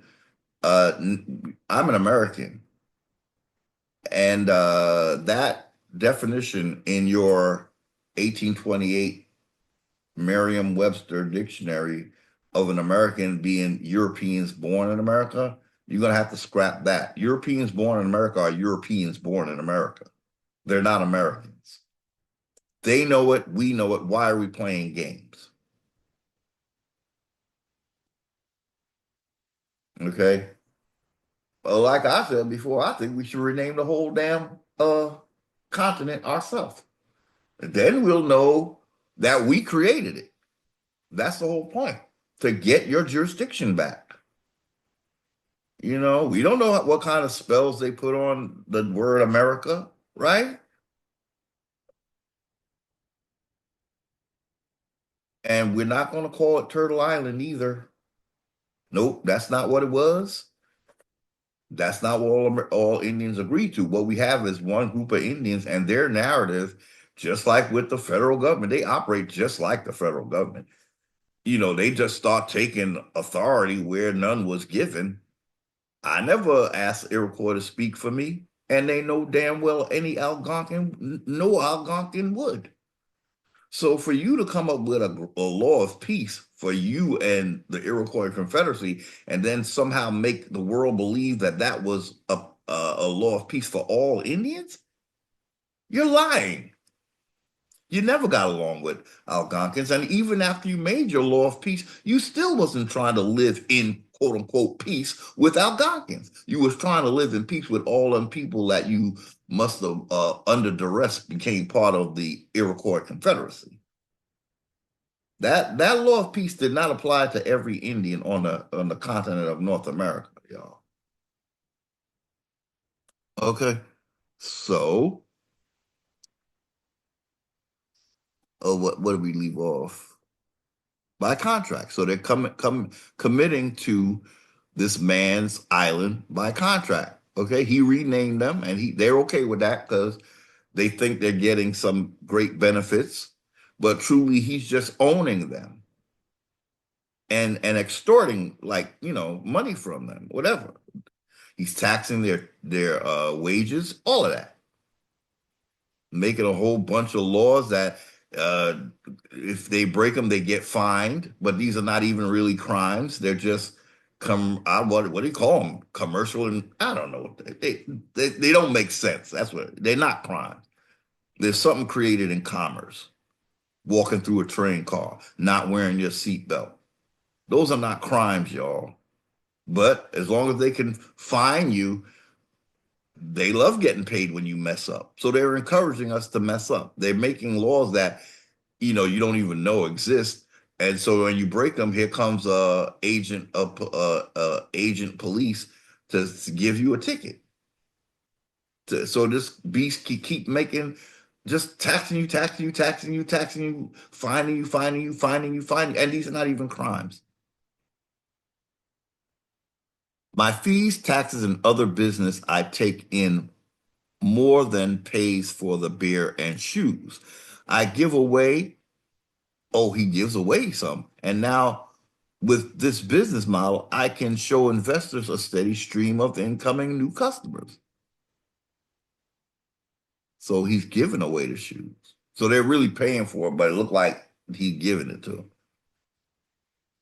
With my accounting books and cash flow, I can now borrow huge amounts of money to build my empire, enforce my contracts, and grow, grow, grow like the Iroquois turtle.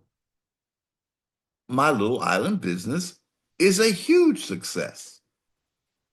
So then, in reality, my little island business is only 10 miles square in area. As she's talking about the federal government. This was all an analogy to show what the federal government is doing, how they recreated us into little commercial little entities. That's how they regulate commerce because we are what they're regulating. You can't do this, you can't do that. You better wear this mask, you got to get this shot. That's how they regulate their little businesses. So then in reality, my little island business is only 10 miles square in area and surrounded by Virginia and Maryland, Algonquian land. Yet the United States government, which is not to be confused with the Republic of the United States of America, it's spelled this way with a small u because the word united here is used as an adjective, not part of the name. So we used to get confused because what's the thing with a title uppercase U and a lowercase u? He just told us. When it's used as an adjective to describe the states as united, being united, it's different when it's a commercial entity called the capital United States of America. So a capital U is making it a corporation. It's not describing anything, it is the actual name of the thing. One is describing a thing, the other, the commercial thing entity, is the actual name of the thing. Okay. So so it's an adjective, not part of the name. So the corporation is called the United States. The real states are it's just states that are united, but that's not their name. They're not called United States. They're called Georgia. They're called Florida. They're called Mississippi. But again, Indians don't live in states. In order to get your land back, you have to call it by name because Georgia is owned technically by the corporation. All the states are owned by the corporation, basically. So we don't want to claim those as ours because we're in their jurisdiction. We got to claim what this land was before it got renamed by the colonizer. I don't think Indians are really grabbing that. As much as they talk about wanting their land back, it's kind of amazing that you don't realize your land was never called Georgia until it was colonized. It's really a simple concept, y'all. To prove that you were here first, you got to go by what it was called first. That automatically gives you your jurisdiction. And then whatever's sitting on your land in terms of states, they need to be paying you tribute. Yes. So it's one of two things, Indians. If this beast is too uh punk ass to give you your land directly and literally, then they have to pay for the use of it. And that is a lifelong payment. And we're not talking about cheap. We're not talking cheap. See, that defeats the whole point. They came here to capitalize, not to pay you. You can ask for gold, silver, whatever you want, but here's how that would work. You would still have the say now they're paying for use of your land, right? You still have the supreme birthright to go dig up that land if you want. Okay? If there's something in that land that an Indian needs, the states don't have any right to stop you. And they still have to pay you. I mean, I think Indians like that idea. I'm not crazy about it because it's still it's like almost like we're prostituting our land instead of honoring it. But again, the beast got these people stranded here.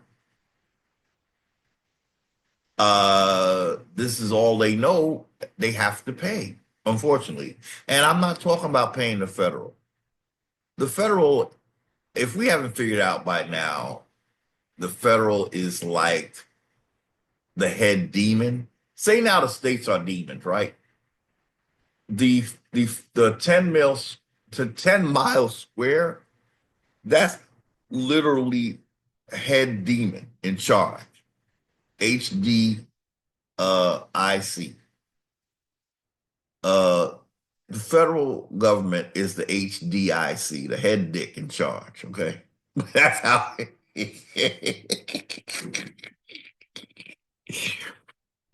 now the little demons is they bad enough, but it's really the head of the demons, you know.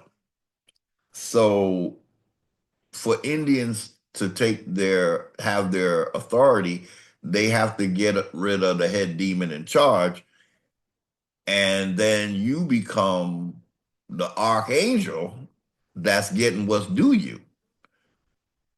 From the other people that are living on your ancestral land. They have to pay you tribute. And these days, it's like it would be expensive, y'all. It would be expensive. I mean, I don't think it's the best idea, but I know a lot of Indians are not really about their land like that, where so they still think in terms of colonizer dollars. I just feel it. I hope it's not the case, but I know, like I said, I had a weird dream last night, and it involved. I didn't tell you the whole dream, but it's like it was saying I won like this whole lot of. It's like they sending me this looks like uh, a not signed check or something. And in the dream, I thought I won it, but the reality was they was just trying to get me to gamble again, as if, oh, now your chances are even. It's something that Commerce Clearinghouse does a lot. They lead you on, it's so deceptive and it's so petty. They have you thinking the next draw you're gonna win, and you just never do. I don't know who they. But I played it for years, y'all. I did, and that I think I see it now that my ancestors. I had to have a desire, but they had to change that desire into showing me that it's my land that is really what I'm craving. It's not their diet. So it's like the ancestors had me where I really wanted to win something big, huge. I had a number and everything. And then, I had my coworkers, we had a pool. And for years, I was the one who, bought the ticket, made the copies, sent it to everybody, collected the money and all of that, that day, and bought, went and buy the tickets. So what that did was create in me a desire. to win, you know. And I think what the ancestors had to keep doing was keep translating that back to the land. And it still took me a long time to understand. They're creating in me a desire for my land. That's what I'm saying. It was a bait and switch, but it was like the best bait and switch of my life because it gave me a whole new level of freedom. And so that's the other thing that I wanted, the answer. So those two things led me to today where, as you saw, I sent notice to two major taxing organizations, real estate and water sewer. And I'm telling them the jig is up. Stop sending these stupid, silly bills to me. I'm an Indian, not taxed. And I think that should also apply to sales tax, y'all. I thought about it and I wasn't sure, but commerce is taking place. And if they're collecting a tax, any tax is going to some form of federal government or state government. So any tax that's collected, sales tax, all of that, it's we not supposed to be paying y'all Indians. We're not supposed to be paying.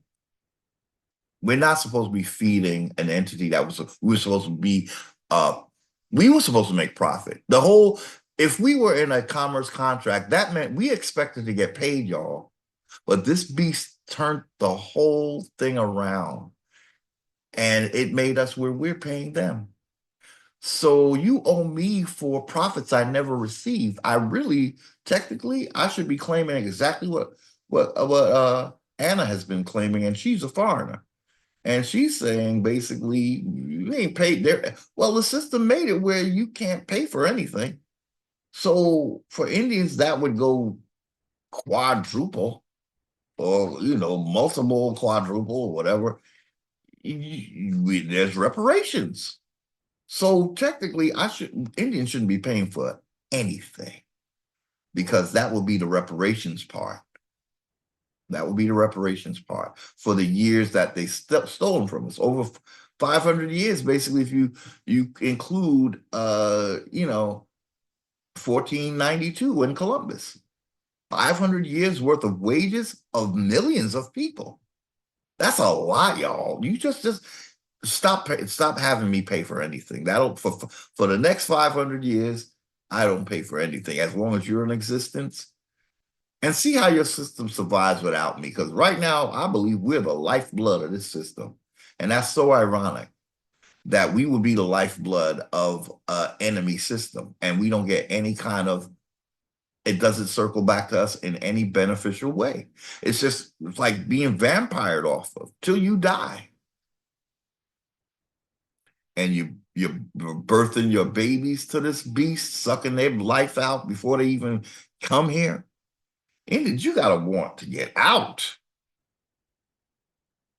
So then, in reality, my little island business is only 10 miles square in area and surrounded by Virginia and Maryland. Yep, the United States government, which is not to be confused with the Republic of the United States of America, it's spelled this way with a small u because the word united here is used as an adjective, not part of the name. It describes the noun, which is the governmental unit for the United States of America. I'm sorry, for the states of America. Which are supreme on the private side of the law. But again, I say, where did the Constitution even introduce a public and a private, though? So all of this it's all being created in commerce, is what I'm trying to say. They're creating a whole other system with this. Commerce is basically Satan on earth. Commerce is literally Satan on earth. That's why I get a little bothered where I hear Indians talking about we need to be in commerce. No, I don't think so. Trade, maybe. Commerce, hell no. Um, Again, in trade, you don't even need money. You just need two people. They have plenty of whatever they have on their land to trade for things that they don't have from someone else that has plenty of that. No money necessary. Money, I think we can't, when they say give to Caesar what belongs to Caesar, money is just a way to give a third party something that not even part of the trade. So I'm paying some mysterious third party, which is probably nobility or a level of nobility in the priesthood. They're getting a cut of me and some other country doing trade. For what? Because they're regulating it. Oh yeah, we know what your form of regulation leads to. So we don't need you to regulate. Thank you. No, no, no, no need. No regulation needed.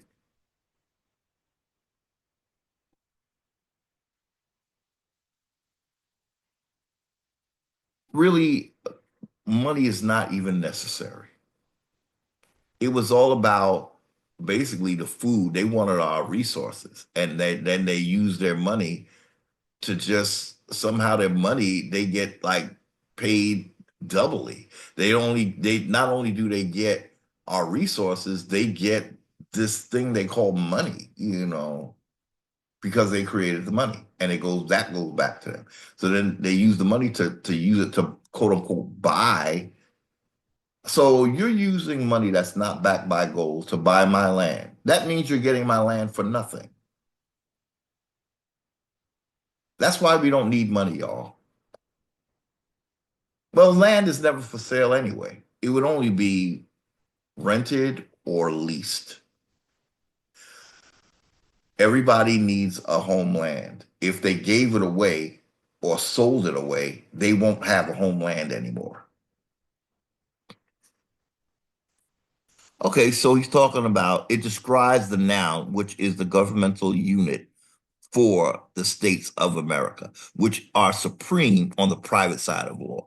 This is not so small and very important distinction. This is a not so small and very important distinction. The republic is the de jure or lawful government. Not for Indians, it's not. Where the private side of law, i.e., your God given rights, again, you don't have God given rights to my land, you have God given rights to your land. See, there's the whole colonization got everybody confused, but thankfully the Pope repudiated all that bull crap, right? And all he needs is Indians to step up and take what's theirs, and we need to be collecting rent, y'all, especially from the corporations, right?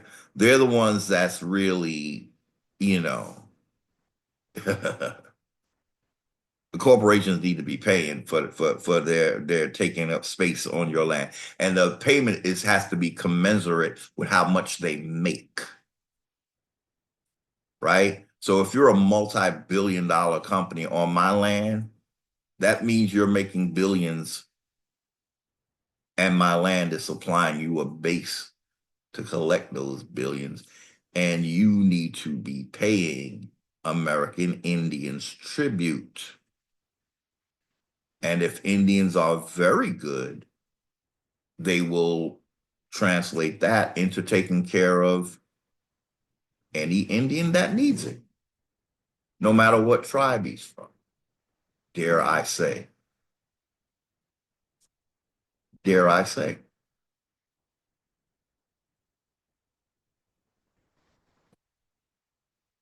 Of course, these Indians are going to have to pledge against being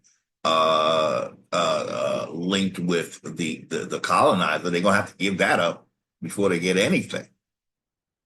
You're gonna and those oh, yeah, we're gonna make sure that we get that in writing or something because we can't have no Indians who still boo loving on the beast. Okay, that ain't gonna work. So we gonna need Indians to rededicate to Indian rule in the Americas, and you're gonna have to squash your little petty grievances with each other. The matriarchs are gonna have to start recognizing the position of the patriarchal Indians, yo. And likewise, the that don't mean that the patriarchs are gonna like dominate the matriarch. It's just that you're gonna have to work together. And no, we're not gonna be replacing the patriarch ever again, matriarch. That's what you're not gonna do. I'm sorry, you're not gonna do it.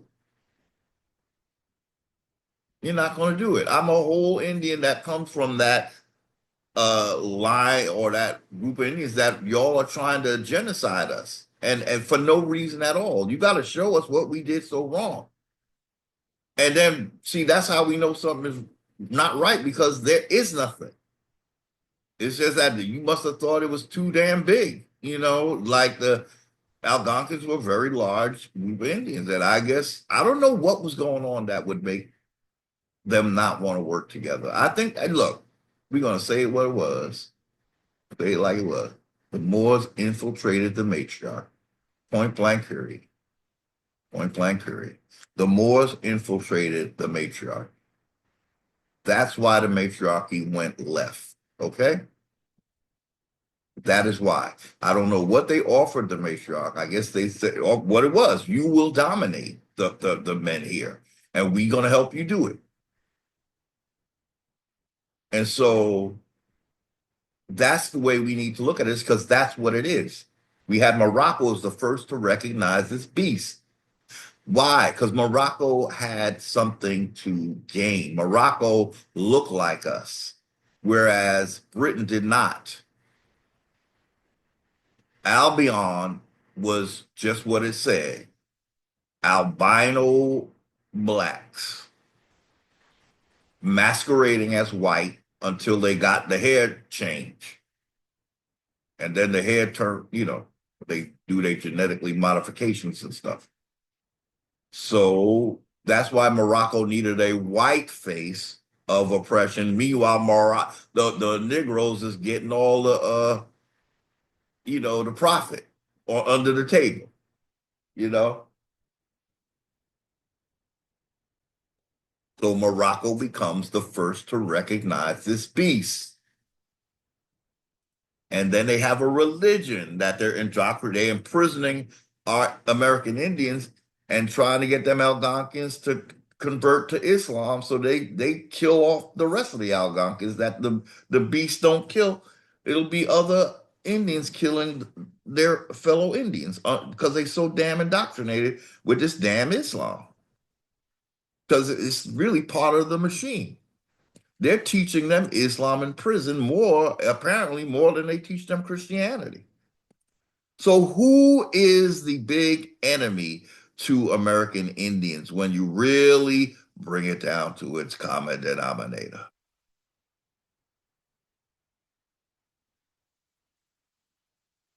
It's the ones that said that they created a man to genocide, quote, American Negroes. That wasn't a white person that did that.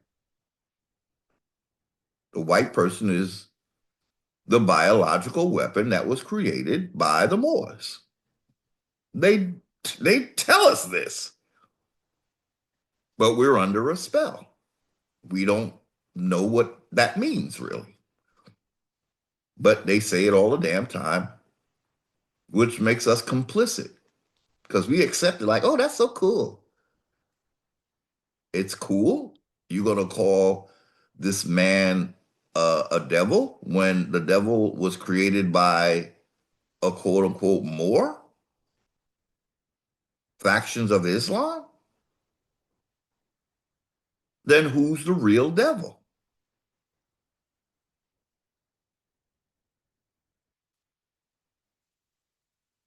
So these same men are the ones who infiltrated the matriarchy, the matrilineal Indians, is what common sense dictates.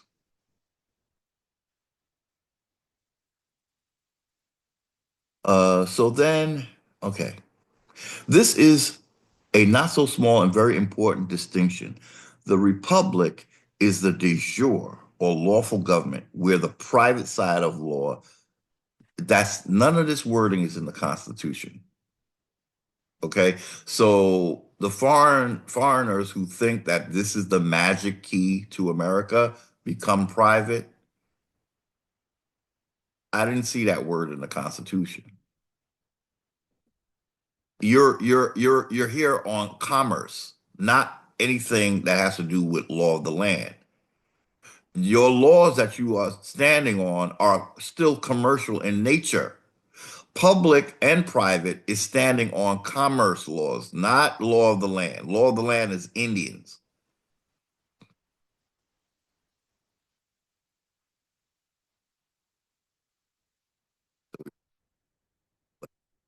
So God-given rights and constitutional limitations on government are optional. So again, even if they were talking about the Constitution, we Indians are not part of that.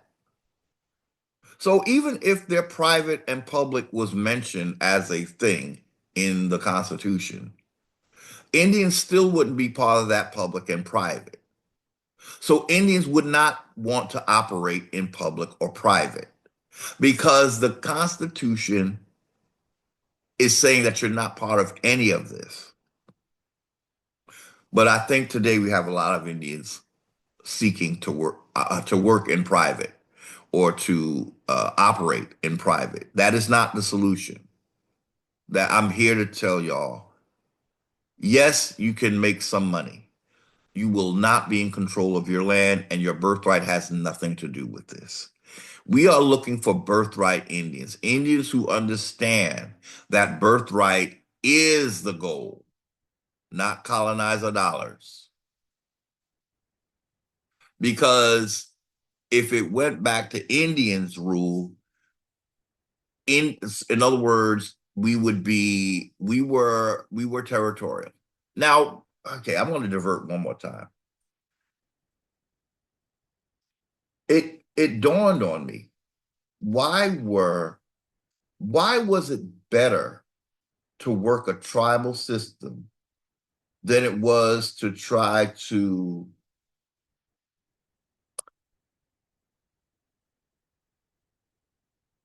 I know it sounds odd, but this is just to show what I think was happening. I think the reason why Indians broke off into tribes in the first place is because they had already experienced dynasty domination, and they knew that that was not the way to go. So when people try to act like a tribal system, it means that you're an uncivilized people. Not necessarily. You could have been a people who found out that civilization doesn't work. Central government doesn't work. We got that going on right now. We see what it's doing, right? Y'all ain't got a taste of what this is doing yet. When they demand that you have to get shots you don't want, or else you'll lose your job and stuff like that. Y'all don't see what central government does. So again, Indians who have a problem because, oh, we wasn't about tribes, we had government, we had blah blah blah. Yeah, we've been there, done that, and found out it don't work. Is that why we broke off into tribes? People want to think we were uncivilized. Oh no, we went to the limit of civilization. Civilization began in America, Joe. We know all about civilization. We can make the t-shirt. Been there, done that, and it don't work. The rest of the world ain't that far ahead. We saw what a dynasty system does, and we kicked them out of the Americas. They go to Europe and Africa, and now Europe and Africa, namely, because that's where our oppression is really coming from. Now they acting like they so civilized more than us. Again, been there, done that, can write the book, and when we do, you're gonna realize it ain't working, y'all. It don't work. You get a group of people. that may as well be nobility trying to run everything. And then they start to run your life. They want to put tags on you so they can watch you. They want to give you little cameras in your cell phone so they can watch you. Got little speakers in your cell phone so they can watch. Why all this surveillance? I mean, what are you seeking to do?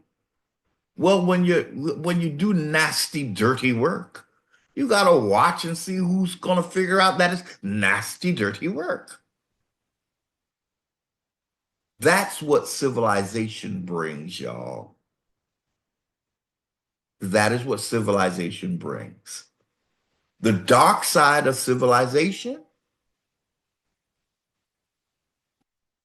is worldwide domination by a single entity. That is what civilization brings.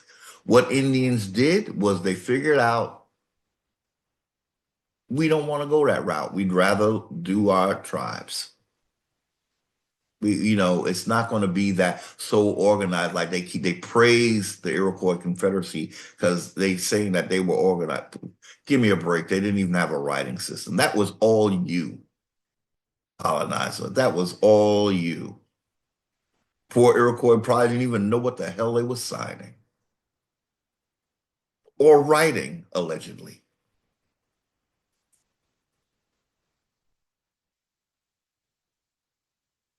Um, no system is perfect, but there are systems that veer away from one entity dominating everything on the freaking face of the planet in the name of they think they God. I had a big revelation. Well, I'll talk about that before I close this video because I have to finish this article. And obviously, I'm not going to get to the screenshots that you see lined up because it's already a long video. Okay. Let's get to the end of this article. Uh, God-given rights and constitutional limitations on government are operational. Okay. So de jure means God-given rights are and government limitations are operational. Again, this has nothing to do with Indians. Okay. The United States is a corporate entity governed by corporate bylaws, i.e., legislation for its corporate members and all those who volunteer into its jurisdiction by way of contract. Now, you didn't know you volunteered, but that's what they're going to say you did to be a slave. Okay. In the old days of the Republic, now that's what we were going to try to get to in this video, just finding out when the Republic began. But I don't know if we're going to get to do that today. In the old days of the Republic, when babies were born, the permanent record of birth was made in the family Bible. Now, Indians are going to say, yeah, that's why we did the Republic. And I'm going to challenge that and said, well, as an Indian, you wouldn't have had a Bible. So that's how we know a Republic. Now, he's saying the Republic, he just connected the Republic of the old days to the Bible. Another strike against the notion that Indians built the Republic. They would not have based it on no Bible. Okay. So these are civilized Indians that built the Republic with the help of the Moors, who really led the entire thing. Okay. Okay, so in the old days of the Republic, when babies were born, the permanent record of birth was made in the family Bible. The name listed as John Smith, and it was witnessed by those present for authentication. Under the new system, people apply for the birth certificate, which creates our legal juristic person, John Smith in capital letters, in place of John Smith in lower and uppercase. And immediately, as a baby, there are two people born, the living, breathing person and the fictitious trust entity, legal person, which will serve my island business. Trust.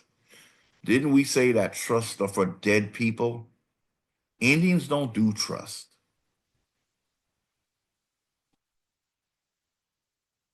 Okay? Indians don't do trust. That all comes with this ratchet de facto colonizer system that we are constitutionally, just so ironic, not to be part of. By constitution, we're not supposed to be part of it. So what that means is we would have to demand the things that would allow us to be the separate government we are. Land. And that's the hardest thing for this government to give up, but they're going to have to give it back. Because we're not part of your government system, we have to stand on land. You came here. We did not come to you. The land is ours, yo. And you should be paying us for the land that you're on. Not only should we have our land, but you got to pay us for the land that you're occupying.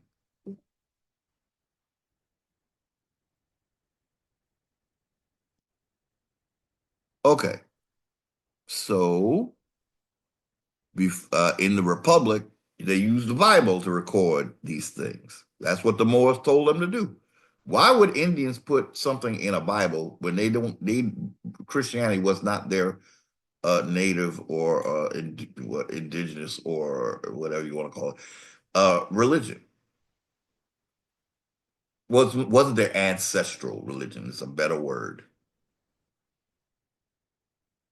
So another strike against the idea that Indians built the republic. We would not have put anything in a Bible unless we were civilized tribes. Now, since 1933, when House Joint Resolution 192 removed lawful money from circulation, and there was no money, no more money to pay for things, i.e., gold and silver, a whole new system emerged. See, this is where we're talking about the discharging of debt. At that time, the medium of exchange became credit or promises to pay, i.e., a Federal Reserve note or a USD, right? All we get are promises to pay, which never get paid. That's why the idea of discharging debt was a reality, because you can't pay debt with a debt note, was the idea. The government had all the gold because they demanded that, they would fine you if you didn't turn in your gold. So they sitting on gold. So for that, they were supposed to just give us credit. In other words, since you got all the money, then you gotta offset these charges. But the government got greedy like they always do. It was never, they were never here to just do right by the slaves. They were here to steal, capitalize, steal. So, since 1933, when House Joint Resolution 192 removed lawful money from circulation and there was no money to pay for things like gold and silver, which is also something that they targeted because they wanted to remove gold and silver. If they're choosing, it's their choice to make gold and silver back money. It wasn't the Indians that wanted that. Indians didn't value gold. Apparently, Indians really liked copper, at least the Algonquins. I don't know about the other Indians. Algonquins really liked copper. Hmm. A whole new system emerged. At that time, the medium of exchange became credit. So instead of the medium being gold and silver, it was credit or promises to pay because the government took the gold. See how they steal left and right? And then they hand over fist. They're still taking from you because they're asking you to use debt notes to pay for debts or, all we get are promises to pay, which never get paid at law. And so by operation of law, this benefit, which is the privilege of discharging the liability of debt, not actually paying for it by law. They were supposed to discharge our debt, but they don't even want to play that fairly. That's why I stopped doing it.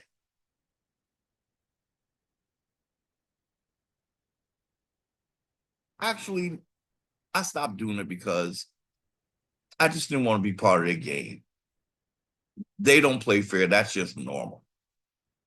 I just felt that it was tedious. It's, you know, I feel like if you know that you should discharge my debt, why do I have to keep creating these packages, stamping shit and signing shit with blue ink? It's like, why am I doing this? They know and I know that this is supposed to be discharged. Why do I have to do all of this? I just got tired of, I didn't even do it that much, but I knew quickly that I tried them to just say, do it permanently. But, it just, you just realize that they have way too much power. That's what it really is. They have way too much power. And then again, like I said, I recall even the state nationals, when I was a state national, they started to say that, oh, well, there's a change in the way you discharge debt. And I'm like, you know what? I can't go. I barely learned how to do it the way I'm doing it now. And y'all changing it again. No, come on. I can't be in this game. I'm not supposed to be. And that's what I started to realize. I'm not supposed to be.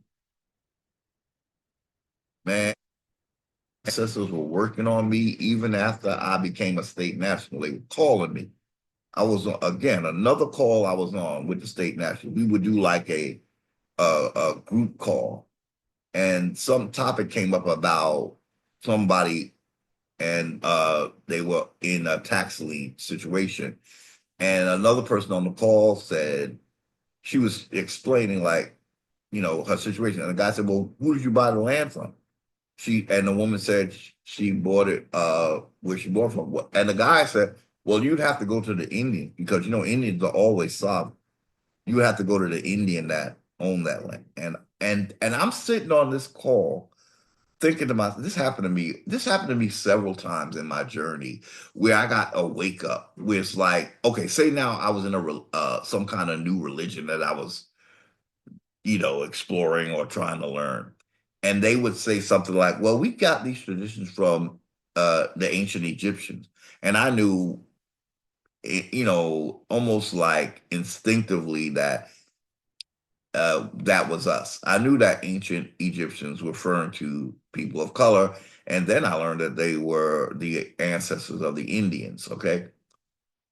So I would go to some, you know, place of religion and to learn all I could or whatever, and find out that they got it from ancient Egypt. And then I would say, well, why am I here if I could just try to learn what ancient Egyptians believed instead of being to the ones who are drawing off of what ancient Egyptians believe? I found that was something I heard, I believe more than once in the different spiritual systems that I, sort of surveyed. Same thing with the state national.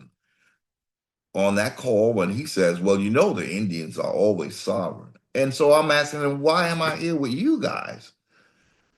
And going through all these changes with debt discharge when, as an Indian, he just told me that Indians are always sovereign. Why am I being a state national? If the state nationals have to go to Indians regarding land,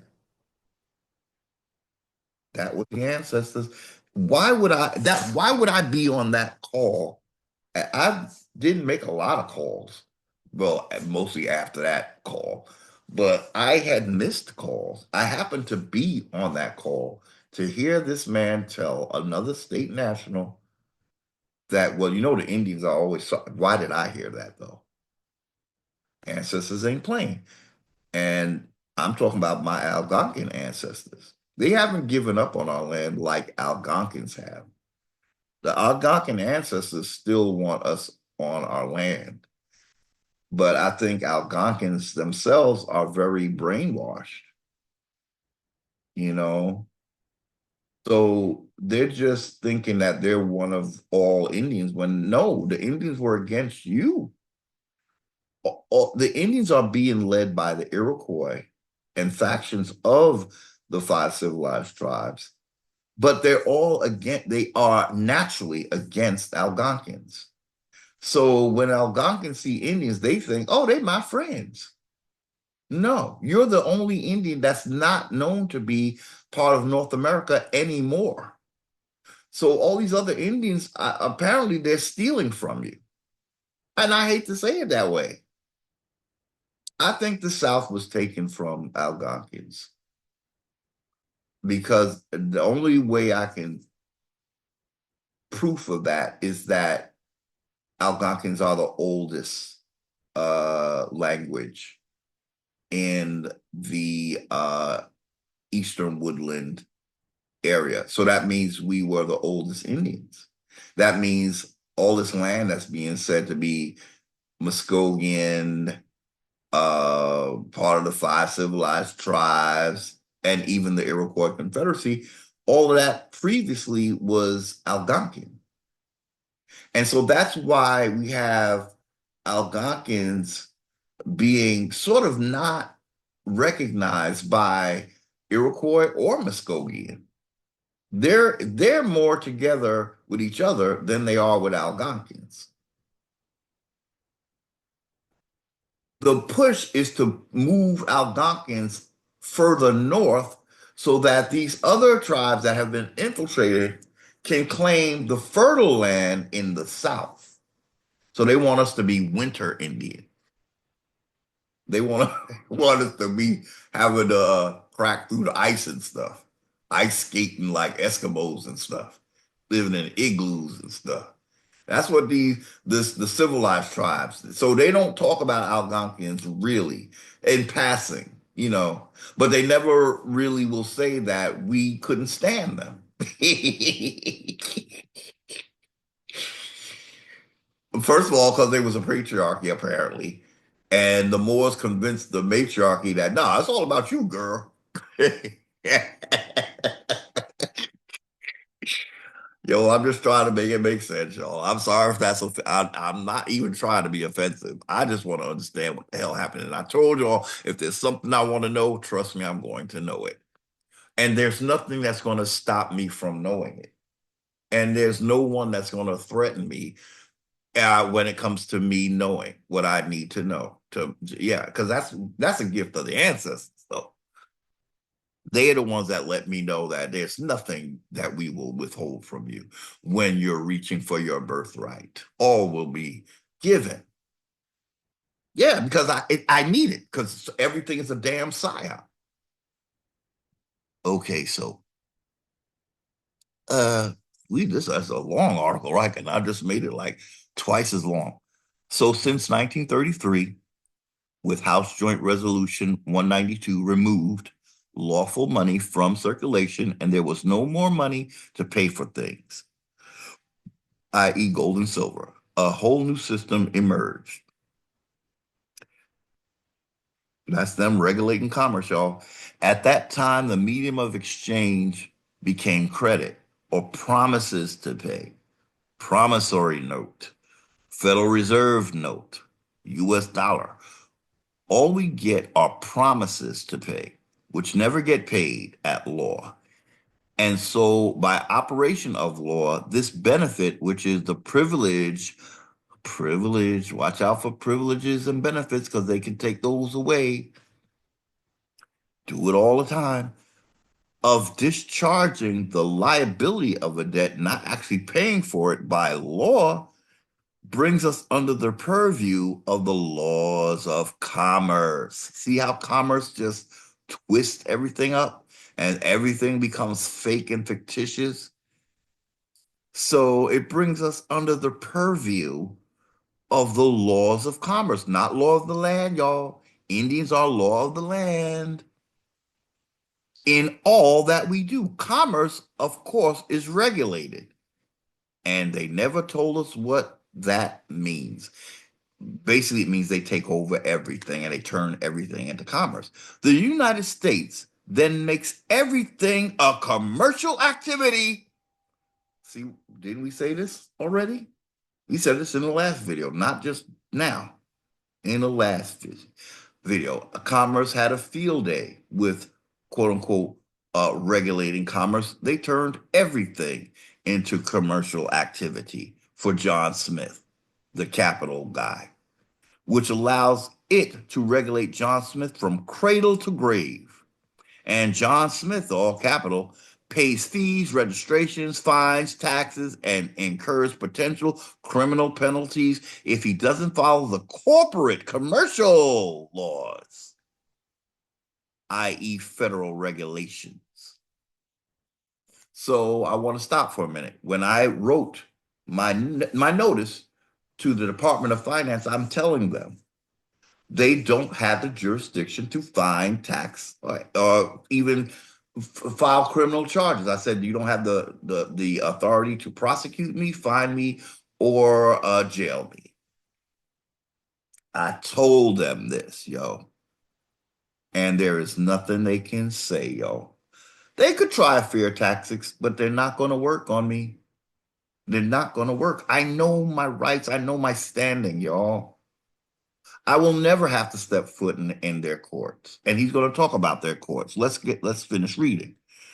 So if I was operating their system, yeah, they could do all that. But I just told them an Indian not taxed?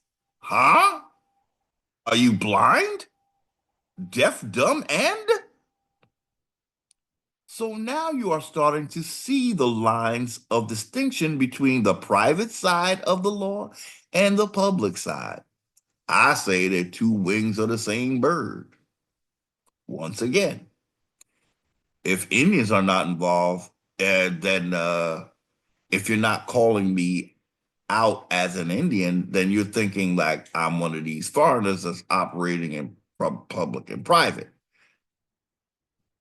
And so now let's go back to the benefits. They tell us you need the birth certificate in order to enroll your child in school and to get a job and to roll in Social Security. And before you know it, you have so many adhesion contracts, non-negotiable. Adhesion contracts means it's a non-negotiable contract. They don't want to tell you about that this is fraud. So they don't want to negotiate. They just grab you. It's a grab. So before you know it, you have so many. That's why we can't use any of their documents. This is the reason why we can't use a birth certificate. File in their like some Indians want to file in their what they call Department of Records. I forgot some Indian I heard recently. And it's like, oh, you're still partaking in commerce, yo. You don't need to file anything in any of their offices. That would be a mistake. I think file for, I heard somebody want to file for a trust. Trust are for dead people. But to do it in their system, oh, no, you don't do that. No. See, Indians don't even have an idea to operate outside of this system. They think it's like desert land, you know. They think, oh, there's no life outside of the federal. Yeah, because you have not activated your life outside of the federal. You're going by their picture of life outside of them. So before you know it, you have so many adhesion contracts, non-negotiable contracts with the island business, you are completely wrapped up and can never claim your God-given rights. Now, this is what Indians should be hearing. Again, a foreigner does not have God-given rights to your land, Indians. They have God-given rights to the land that they were born on. That's their birthright, born, birth, but that their ancestors were from. Okay. Um, I just got a picture of you know, what they call slavery days when they had the Indian woman nursing a uh, clearly not Indian child. And that's what's happening. It's like when a foreigner comes to America and starts living off of our life milk, that means that an American Indian baby is being denied his life milk, and then they're trying to genocide the boys, the Indian boys. Like, isn't that what they said that was happening in their dynasty system? That was the revelation I had, y'all. I said I would save that for later. But let's get to the end of this arc because now it's starting to converge. Okay. Before you know it, you have so many adhesion contracts with island business. You are completely wrapped up and can never claim your God-given rights because they are superseded by your voluntary agreement. See, that's why my notices to the Department of Finance and the Department of Environmental Protection, I'm no longer volunteering. And that's what I have to try to explain to my employer. And I believe they will honor that. Um, okay. It's the law. That's why. It's the law. And luckily I work for a law firm. That's why I know they will honor. Um, you are completely wrapped up and can never claim your God-given rights because they are superseded by your voluntary agreement. When you applied for benefits and entered into a contract, an adhesion non-negotiable contract with the United States. This is why the Constitution no longer applies to most people. I want to read that again. This is why the Constitution no longer applies to most people. Well, Indians know that better than anybody because somehow you read Indian not taxed and we don't even know what that means anymore. We truly don't know what that means anymore. And the government is going to they're going to talk about, well, back then when we first made the Constitution, it meant this. It still means that federal agents, it didn't change until you started reclassifying us into 14th Amendment and, blacks, coloreds, and Negroes. You started creating a whole other entities that had whole other laws that you created for them because you created them. So again, this is why the Constitution no longer, it's just sitting there. Our Constitution, it's not the best document, but the parts of it that are good, oh, that's the part that's the most buried and non-existent. This is why the Constitution no longer applies to most people.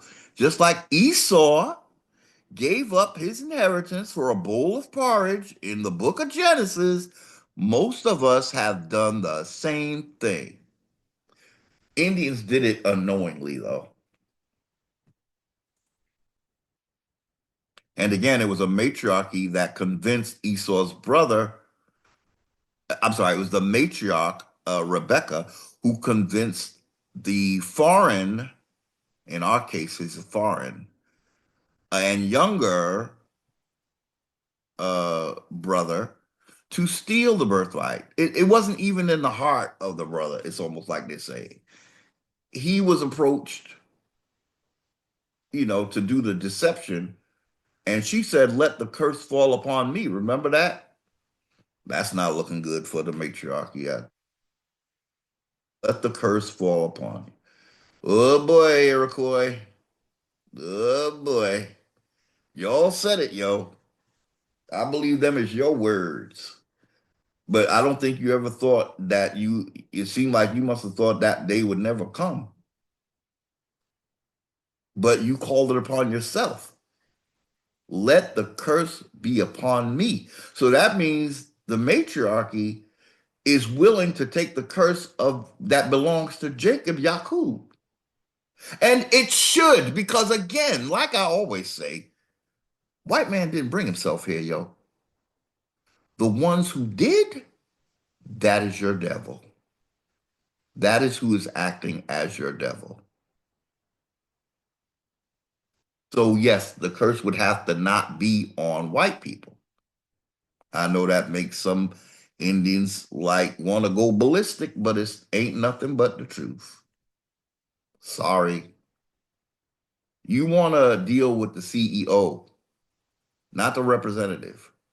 The representative is just being paid to do what they do, and yo.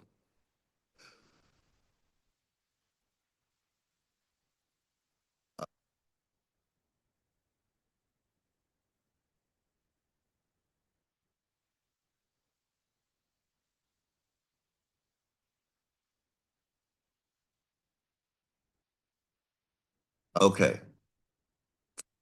So your voluntary agreement when you applied for benefits and entered into the contract of the United States. Okay. Uh, so this is why the Constitution no longer applies to most people. Just like Esau gave up his inheritance for a bowl of porridge in the book of Genesis, most of us have done the same thing. Nearly all courts in the United States, this is the part, this is that part. That's why we don't go into their courts. Nearly all courts in the United States are courts of admiralty jurisdiction, not law of the land, law of the sea. They are administrative tribunals administering the bankruptcy of the United States. Bankrupt since they removed the lawful money in House Joint Resolution 192. The courts are there only to administer the contract under bankruptcy laws. They are not there to protect your rights. Remember, I said it was like a collection agency? Well, this is more accurate. The IRS is, I said, I believe, is more like the collection agency, but the courts are, he said, administering the bankruptcy. Uh, they are not here to protect your rights. They have no jurisdiction or authority over that, over your rights. It's not that the judge is bad. Oh, yeah, well, he is misleading. He is misleading and deceiving. So he's not bad, but he is deceiving.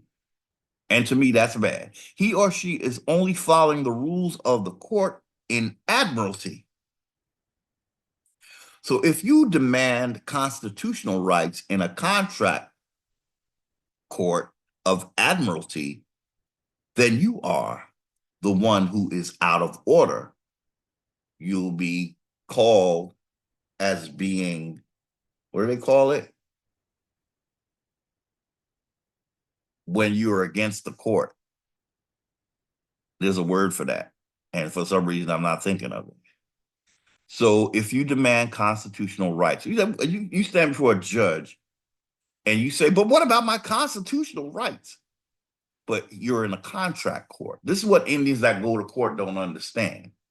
The court is not concerned with your birthright. He's dealing with you as you have contractor, and you standing in that court is just showing that you're in the contract. You know, it's not law of the land because you don't have a court. For there to be law of the land, the Indian has to have his court. If there's no court that an Indian had create, then there is no law of the land. It's just commerce. Mm-hmm. Yeah. So if you demand constitutional rights in a contract court of admiralty, then you are in contempt of court, is the word. You are the one out of order. We've only scratched the surface of this subject, but I hope I've gotten your attention. Everyone should understand this and what the remedies are. Demanding rights and putting hope in the political process are folly and a complete waste of time. This is what Indians are doing, putting hope in Trump, demanding what? Rights in this system is a complete waste of time on the national level until you and your sheriff understand the operation of law. Now, we don't have sheriffs. That's again, we see we're a separate government, y'all. We just all we know is this beast. So we think that this is all there is until you and your sheriff, he's talking to foreigners, understand the operation of law and whether you are on the public side or the private side. Oh, I'm sorry. I must have misread something. Demanding rights and putting hope in the political process are folly and a complete waste of time until you and your sheriff understand the operation of law and whether you are on the public side or the private side, period. Mark Emery. Okay? So, this article wasn't as difficult to understand as I thought. You know, it's really not that complicated. We can't go in their courts for anything, y'all. We can't. What we have to do is put them on notice and tell them that they are not operating according to the Constitution. They're operating according to laws of bankruptcy, and commerce, as we were told here.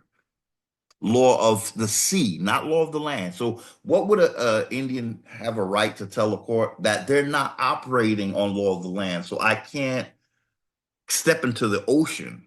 You have to step onto my land because actually that's what your building is on.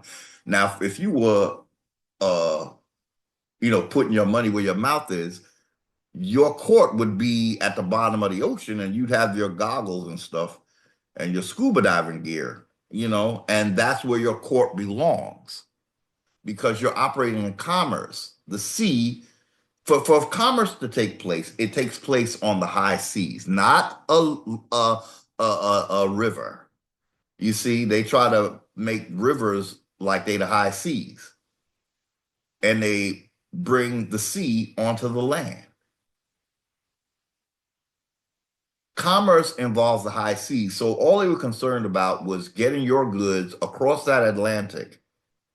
That's why they obsessed with commerce. They don't care about what you have over here. They care about how it can get transported to over there where they are, right? And then they live all beautifully. You know, we're hearing that, they don't mess with their people's food, right?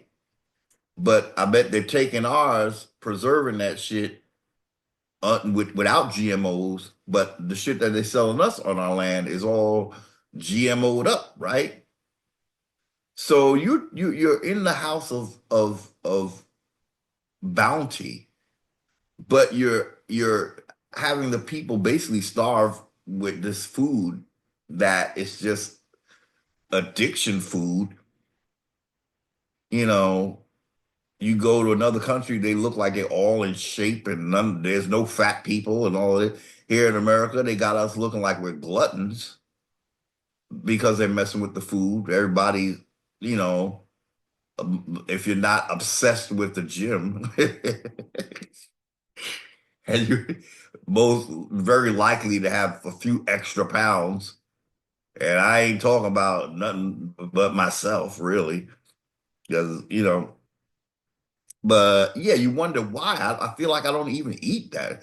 But it's the quality of the food. I believe there's something in the food that does something to your gut. That's all I can say, y'all.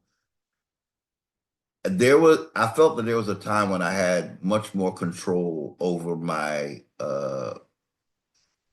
particularly my midsection. And I feel like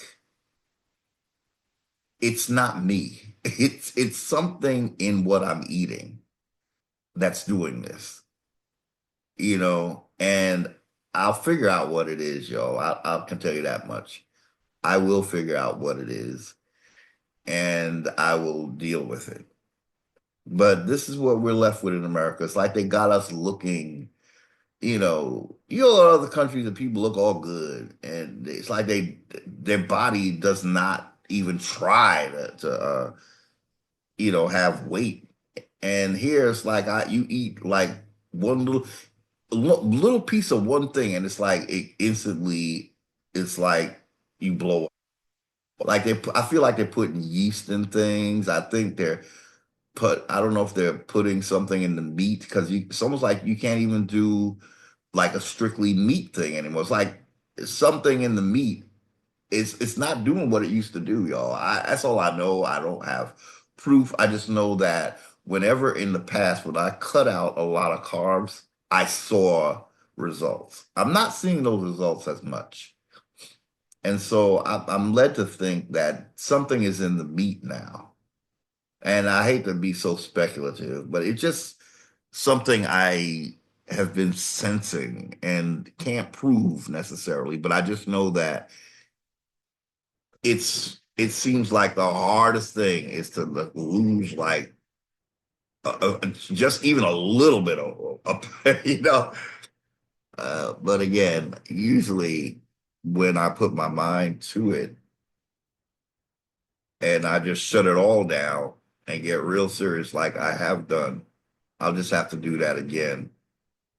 But yeah, yeah, I just think they're pumping up the addiction elements in the food, so it's harder to not eat when maybe you were more disciplined before because they weren't pumping it up with whatever drugs is in it now.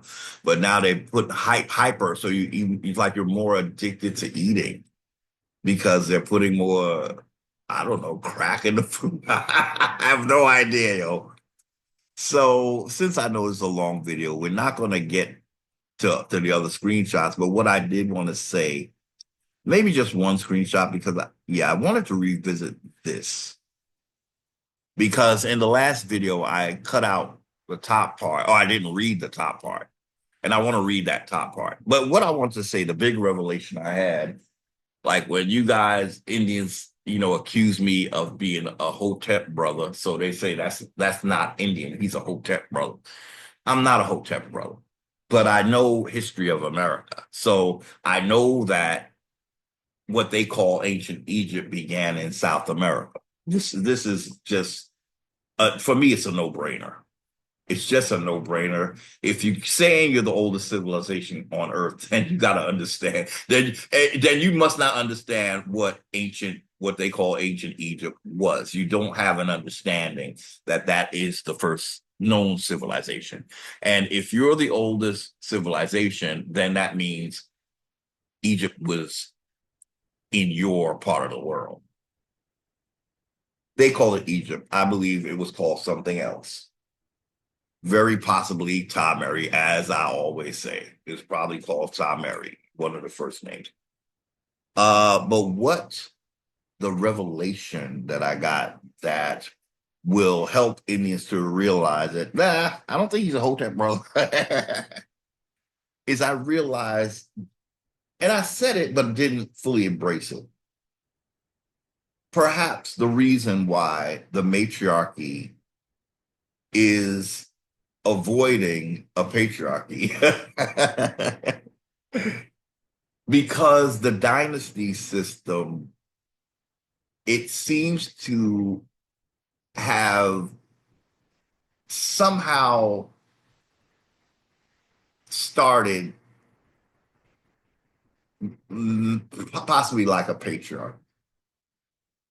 You know, perhaps the matriarchy is doesn't want the now. See, this is but the thing is, all Indians are against the dynasty system because we kicked it out of the Americas. Again, Indians who are not there or don't believe this, fine, whatever. For the Indians who do understand what's going on, both Indian matriarchs and the matrilineal and patrilineal, we rejected the dynasty system. That's why it ended up in Europe and Africa. They got kicked out. What I want to say is the big revelation I got was we were a death cult, even with the story of the original Trinity. The original Trinity was Osar, Set, and Heru. That's why I use the name Heru, because Heru, in that story, Heru does get his birthright back. So the story is more conducive to what an Indian's uh, destiny is to get their birthright. But I realized the story itself, when you put it together, and I was telling a good friend of mine, Mike, and you know, we were having a conversation and it came out more cohesively while we were talking. But I had come to the conclusion that the dynasty system is based on a death cult. And I had to be real with myself and realize that I've been once again fooled by the death cult. I didn't realize that Osar was murdered. Osar was like the Jesus. So in both cases, you're living on a death cult. Somebody dies and then somebody takes his place. From the very beginning, this is what the dynasty systems were all about. The death of Osar. And then his brother, being said, is the brother that takes his place and takes his birthright. So really what I began to see is that this death cult, this that we've been dealing with, it does go back to Egypt.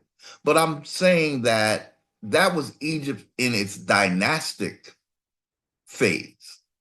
Egypt was not always about dynasties. I think Egypt was much like what we had in North America. It was tribal. And then a dynasty came with some dude wanting to quote unquote unite lower and upper Egypt. We gotta watch out for the uniters. The uniters are seeking power.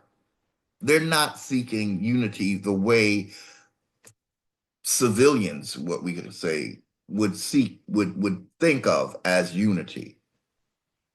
They're looking to unify under their domination. And so what the reality that I had to accept is that from the very beginning, even in ancient Egypt, the dynasty system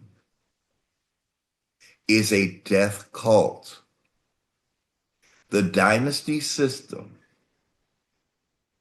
it has their spirituality is based on the death of the good king. It's like the good king never existed. He's quickly killed off, and then he becomes like an afterlife deity. So then American Indian males are being sacrificed, just like the ancient Egyptian god Osar. So what does that mean? I have to reject the whole death cult thing. I have to own the legacy, but I have to reject the the the the spirituality of that kind of a cult, because something has to die. That's where it began. It began with the death of Osar. When Osar dies, what's not being said is his brother does get to rule. And the whole entire time of his rule, he's trying to kill the birthright. The ones who have the birthright are the children of Osar who was murdered. So what does that mean? Our chiefs were ritualistically murdered. All chiefs are ritualistically murdered. And then the offspring are hunted down in a commerce system that renders them the lowest in the commerce slash caste system. So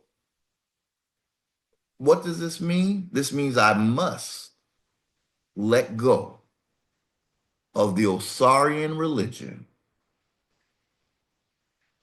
the religion based on Osar. Why would I give up Jesus and not give up Osar? The same thing happened to Osar. He was killed. Again, a death cult. These are all death cults, and with a death cult, you get supplanting because somebody has to take the place of that which was murdered, and it's always a murder because the idea is someone wants what is yours. To get it, they have to murder you. That is the ultimate of a death cult. So I'm going to call out to my Hotep brothers. Time to give up Osar. Time to give it up. The matriarch might represent Isis, his wife, who is left to entertain the one who takes the legacy, the one who murdered the true quote unquote birthright king. In the Osarian myth, Isis, she does protect Heru, the son, but that is he years until he's of age to fight for his birthright. Even if Indians reject the Osarian myth because they're saying that's from Egypt and we were never Egypt. Yeah, well, you don't know, you just don't know the history of America. You're rejecting her as the first civilization. But even those who don't believe that in the Osarian myth, you can't deny that we're living it. We have a foreign patriarchy that appears to be running the show, but in reality, there's a female, and she's probably indigenous, and she's sort of dealing with this patriarchy. I think the what was not being said is that she actually is controlling that patriarchy in the sense that she's really the only thing that has blood right to the land. So she's really in control of the foreign patriarchy, but she would be in equal control with I want to say, Indian patriarchy. They would equally, and that would create somewhat of a balance that the ancient, what they say, what they call the ancient Egyptians were about balance. But the whole system is off balance because there is a foreign patriarchy cavorting with the matriarchy. The civilized tribes and the Iroquois Confederate are matrilineal. So all the foreign patriarchy has to do is marry into, and he becomes like the heir, knocking out Osar, the true king, the true heir.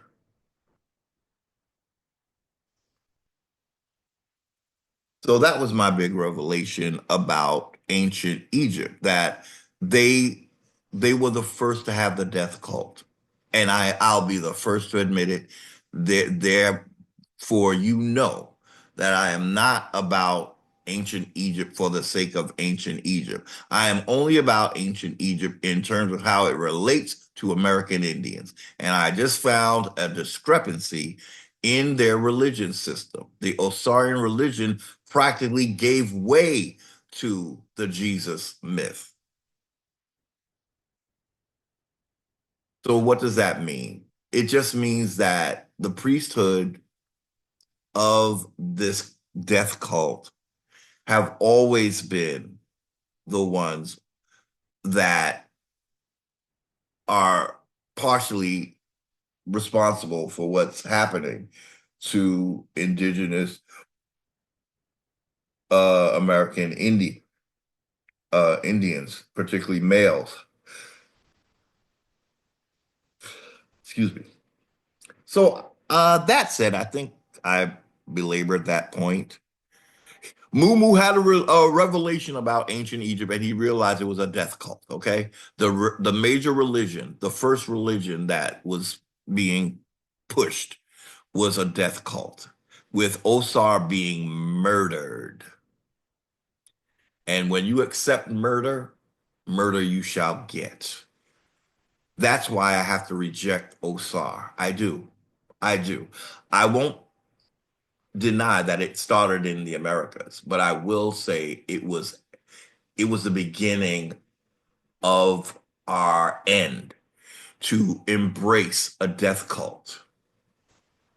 Narmer was the first uniter, the pharaoh known as Narmer.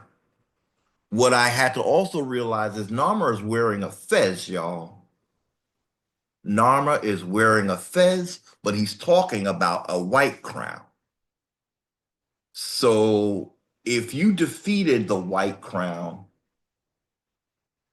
I never saw where Narmer was wearing a white crown.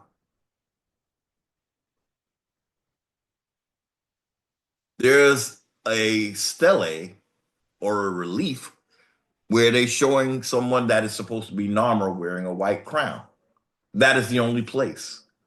But when you see Narmer himself, the bust of Narmer, he wears a red crown, y'all. It's not exactly like the fez, but it would be, say, the first version of a fez because it had ear cutouts.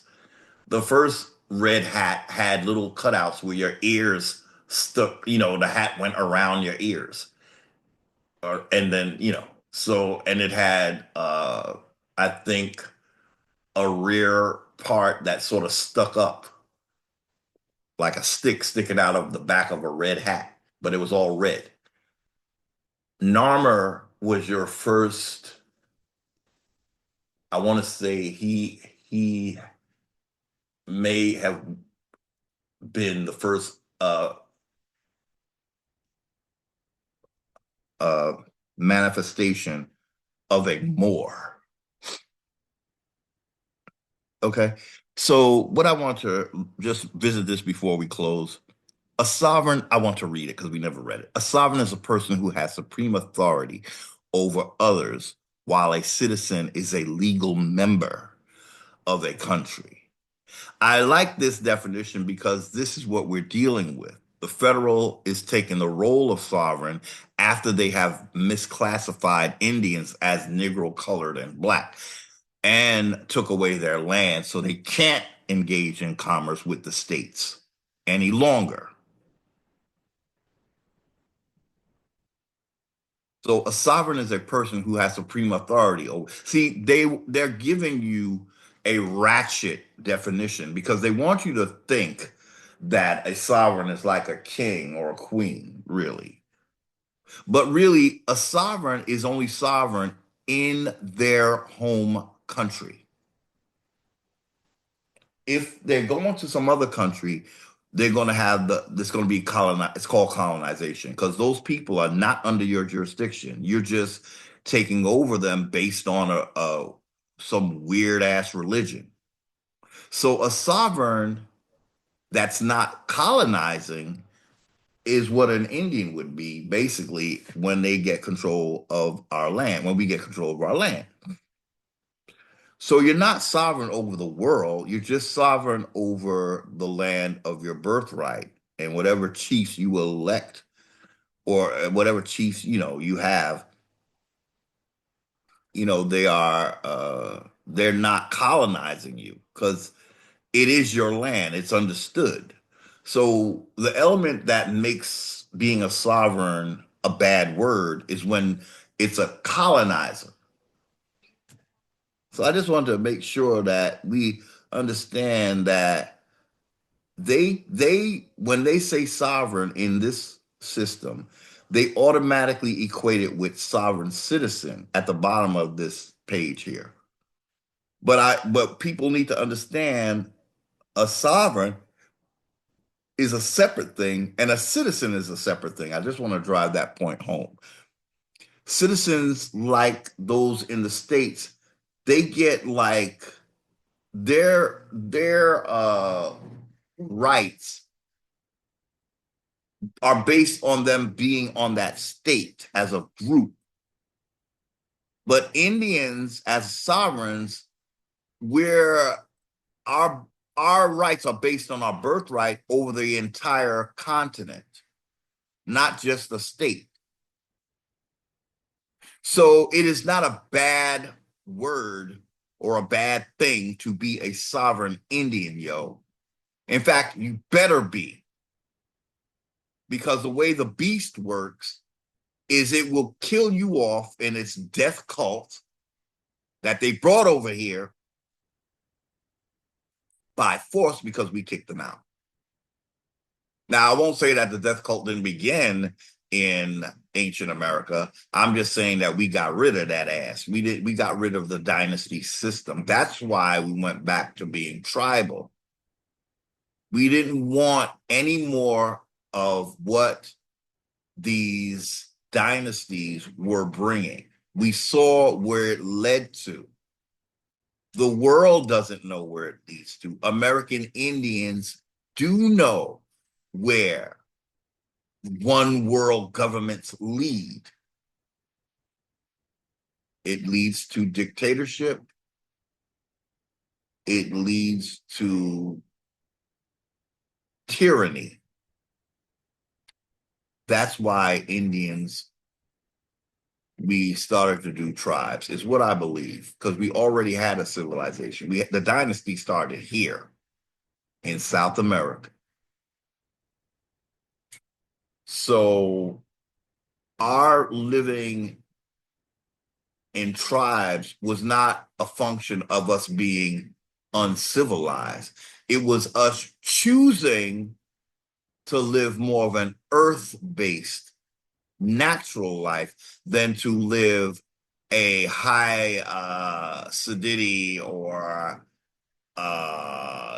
modern life of slavery to one dominating entity like a big brother figure watching you in your cell phones, listening to you in your cell phone, watching you with your own TV.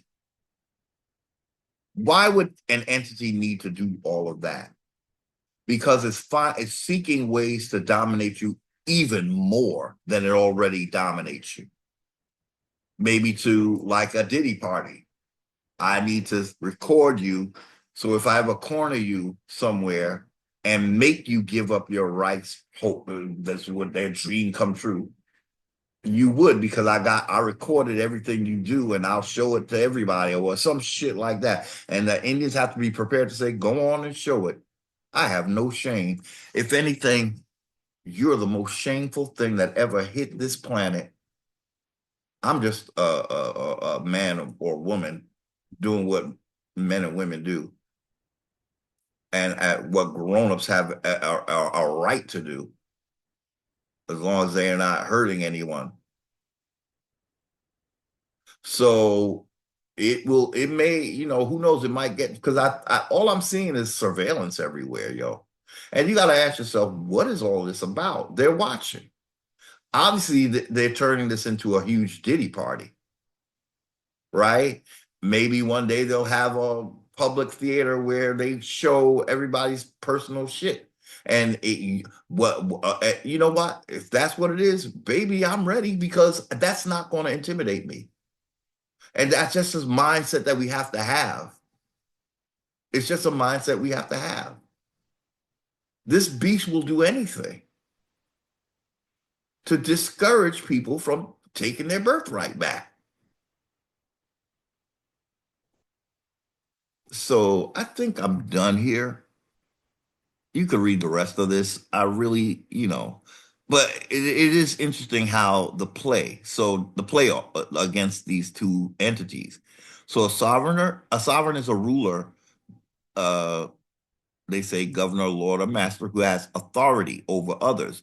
What they mean is foreigners, but they're not saying that because they want to make it like sovereign is you're like, you ain't got too much power. Well, I need that power to get you off my land. That's the only power that's going to get you off of my land is if I claim my sovereignty. Your system doesn't have a place for it. You try to make it a bad word. And the authority I have is not like you trying to rule the world. The authority I have is over my land, especially my linguistic land, my tribal land that belong to my specific tribe. Now, again, Indians can unify, but that means Iroquois are going to have to come out of hiding. You're going to have to acknowledge that Algonquins are here, because in the Iroquois world, there's no such thing as Algonquins. And you're going to have to work it out. That's all this requires. Yeah, you've committed some heinous acts, but you staying in hiding and not willing to address them is just, it's not going to solve the problem. Having a third party like a colonizer, that's not going to solve the problem.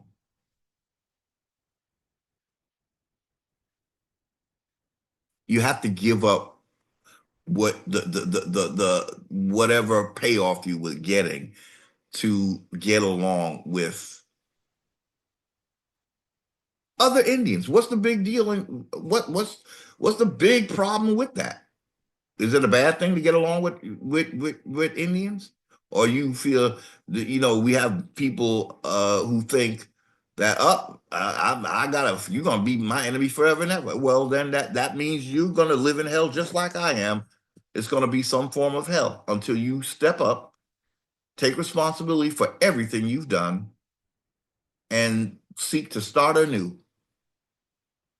People, Indians think that they can just gloss over this, that they think we could just talk like this never happened. That's why you're doomed to repeat it. I'm not trying to repeat it. That's why I talk this way.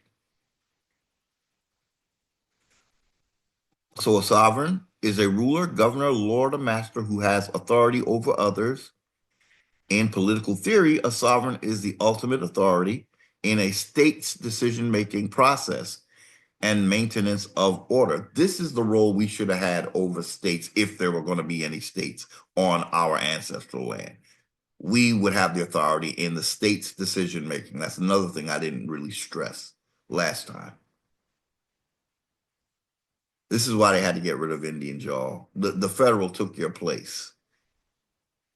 Okay? A citizen is a legal member of a country. See, now they make this sound like it's more, this is, you can see by the wording that they want the general public to feel like a sovereign is like a dictator. But if you take your place as a legal member of a country in the United States as a 14th Amendment created class of federal citizens, then you're good. Yeah, you want me. See, again, there were no federal citizens before the 14th Amendment.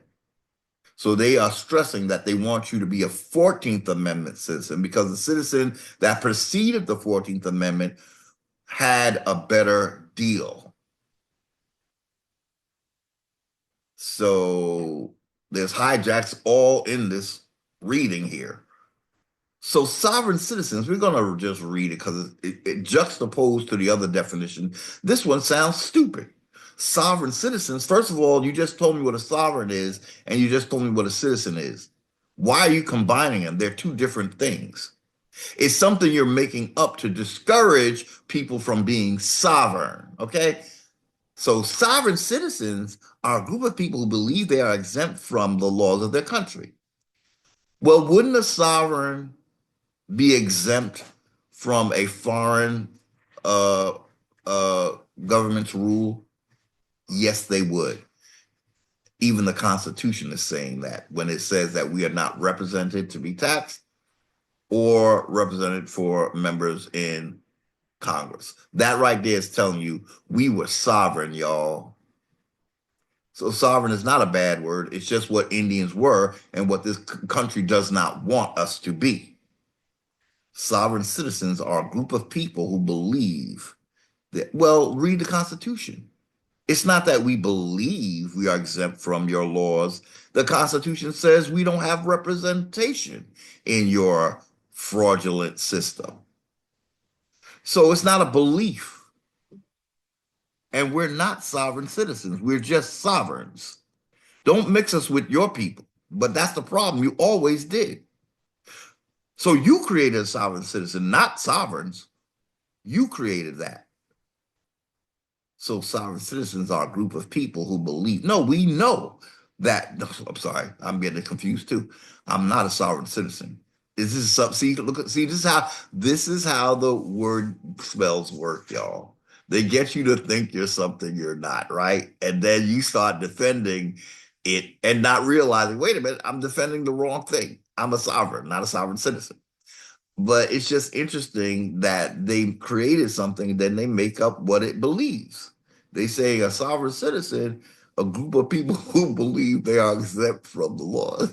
Well, a sovereign is exempt from your laws. And it's not that they're exempt. None, it's just that those laws don't apply. Exempt implies that it's a special group that should be under the law, but for some through some loophole or some exemption, they're not going by our law. No, we are not to be part of your laws, point blank, period. We're not exempt from them. They just don't apply, point blank, period. So then they got a list. So they often use conspiracy theories. You're the one creating a conspiracy, and that conspiracy is the idea that a sovereign citizen is a real thing. That's your conspiracy. The word sovereign citizen is your conspiracy. You're conspiring to say that they're one and the same, and they're not. So they're going to say sovereign citizens use conspiracy theories and falsehoods to justify their beliefs. Sovereign citizens may reject legal documentation like Social Security. Now, we just read, I think we touched upon Social Security and those kind of adhesion contracts, right? Of course, we would have to reject them because they're non-negotiable adhesion contracts. And if I don't want to partake in your commerce, I don't have to agree to the terms of your commerce. So a sovereign would not have to go by your documentation. Of course not. If I'm not part of this government, there's no need for me to have a social security number, point, or driver's license. Now, your citizens can have that, but me as a sovereign Indian, I got to pull out my sovereign card and say, this is my driver's license. Me being a sovereign American Indian, that's my driver's license. Okay. Now get out of my way. They can't fine you. Okay. They can't ticket you if you're operating from the place of a sovereign. Now they tried to mimic these uh, attributes or these birthrights by creating a private citizen. You see? So they're busy recreating sovereigns as private. You don't want to be that, yo, because you're still off the land. You're in commerce. Okay. So they're saying sovereign citizens uh reject. Yeah, well, sovereigns can. Sovereign citizens can't reject because they citizens. A sovereign is not a citizen. In fact, Indians were not citizens. So what were we again? We were sovereigns. So they're saying sovereign citizens believe that courts have no jurisdiction. They don't. We just read that. Those are courts of admiralty, commerce, not law of the land, law of the sea, admiralty law. So no, those courts have jurisdiction over federal citizens and not state citizens. So the federal beast took over not only Indians, but citizens as well. The federal beast knocked Indians out of the equation and then recreated state citizens into federal citizens. So the federal beast is against everything but itself.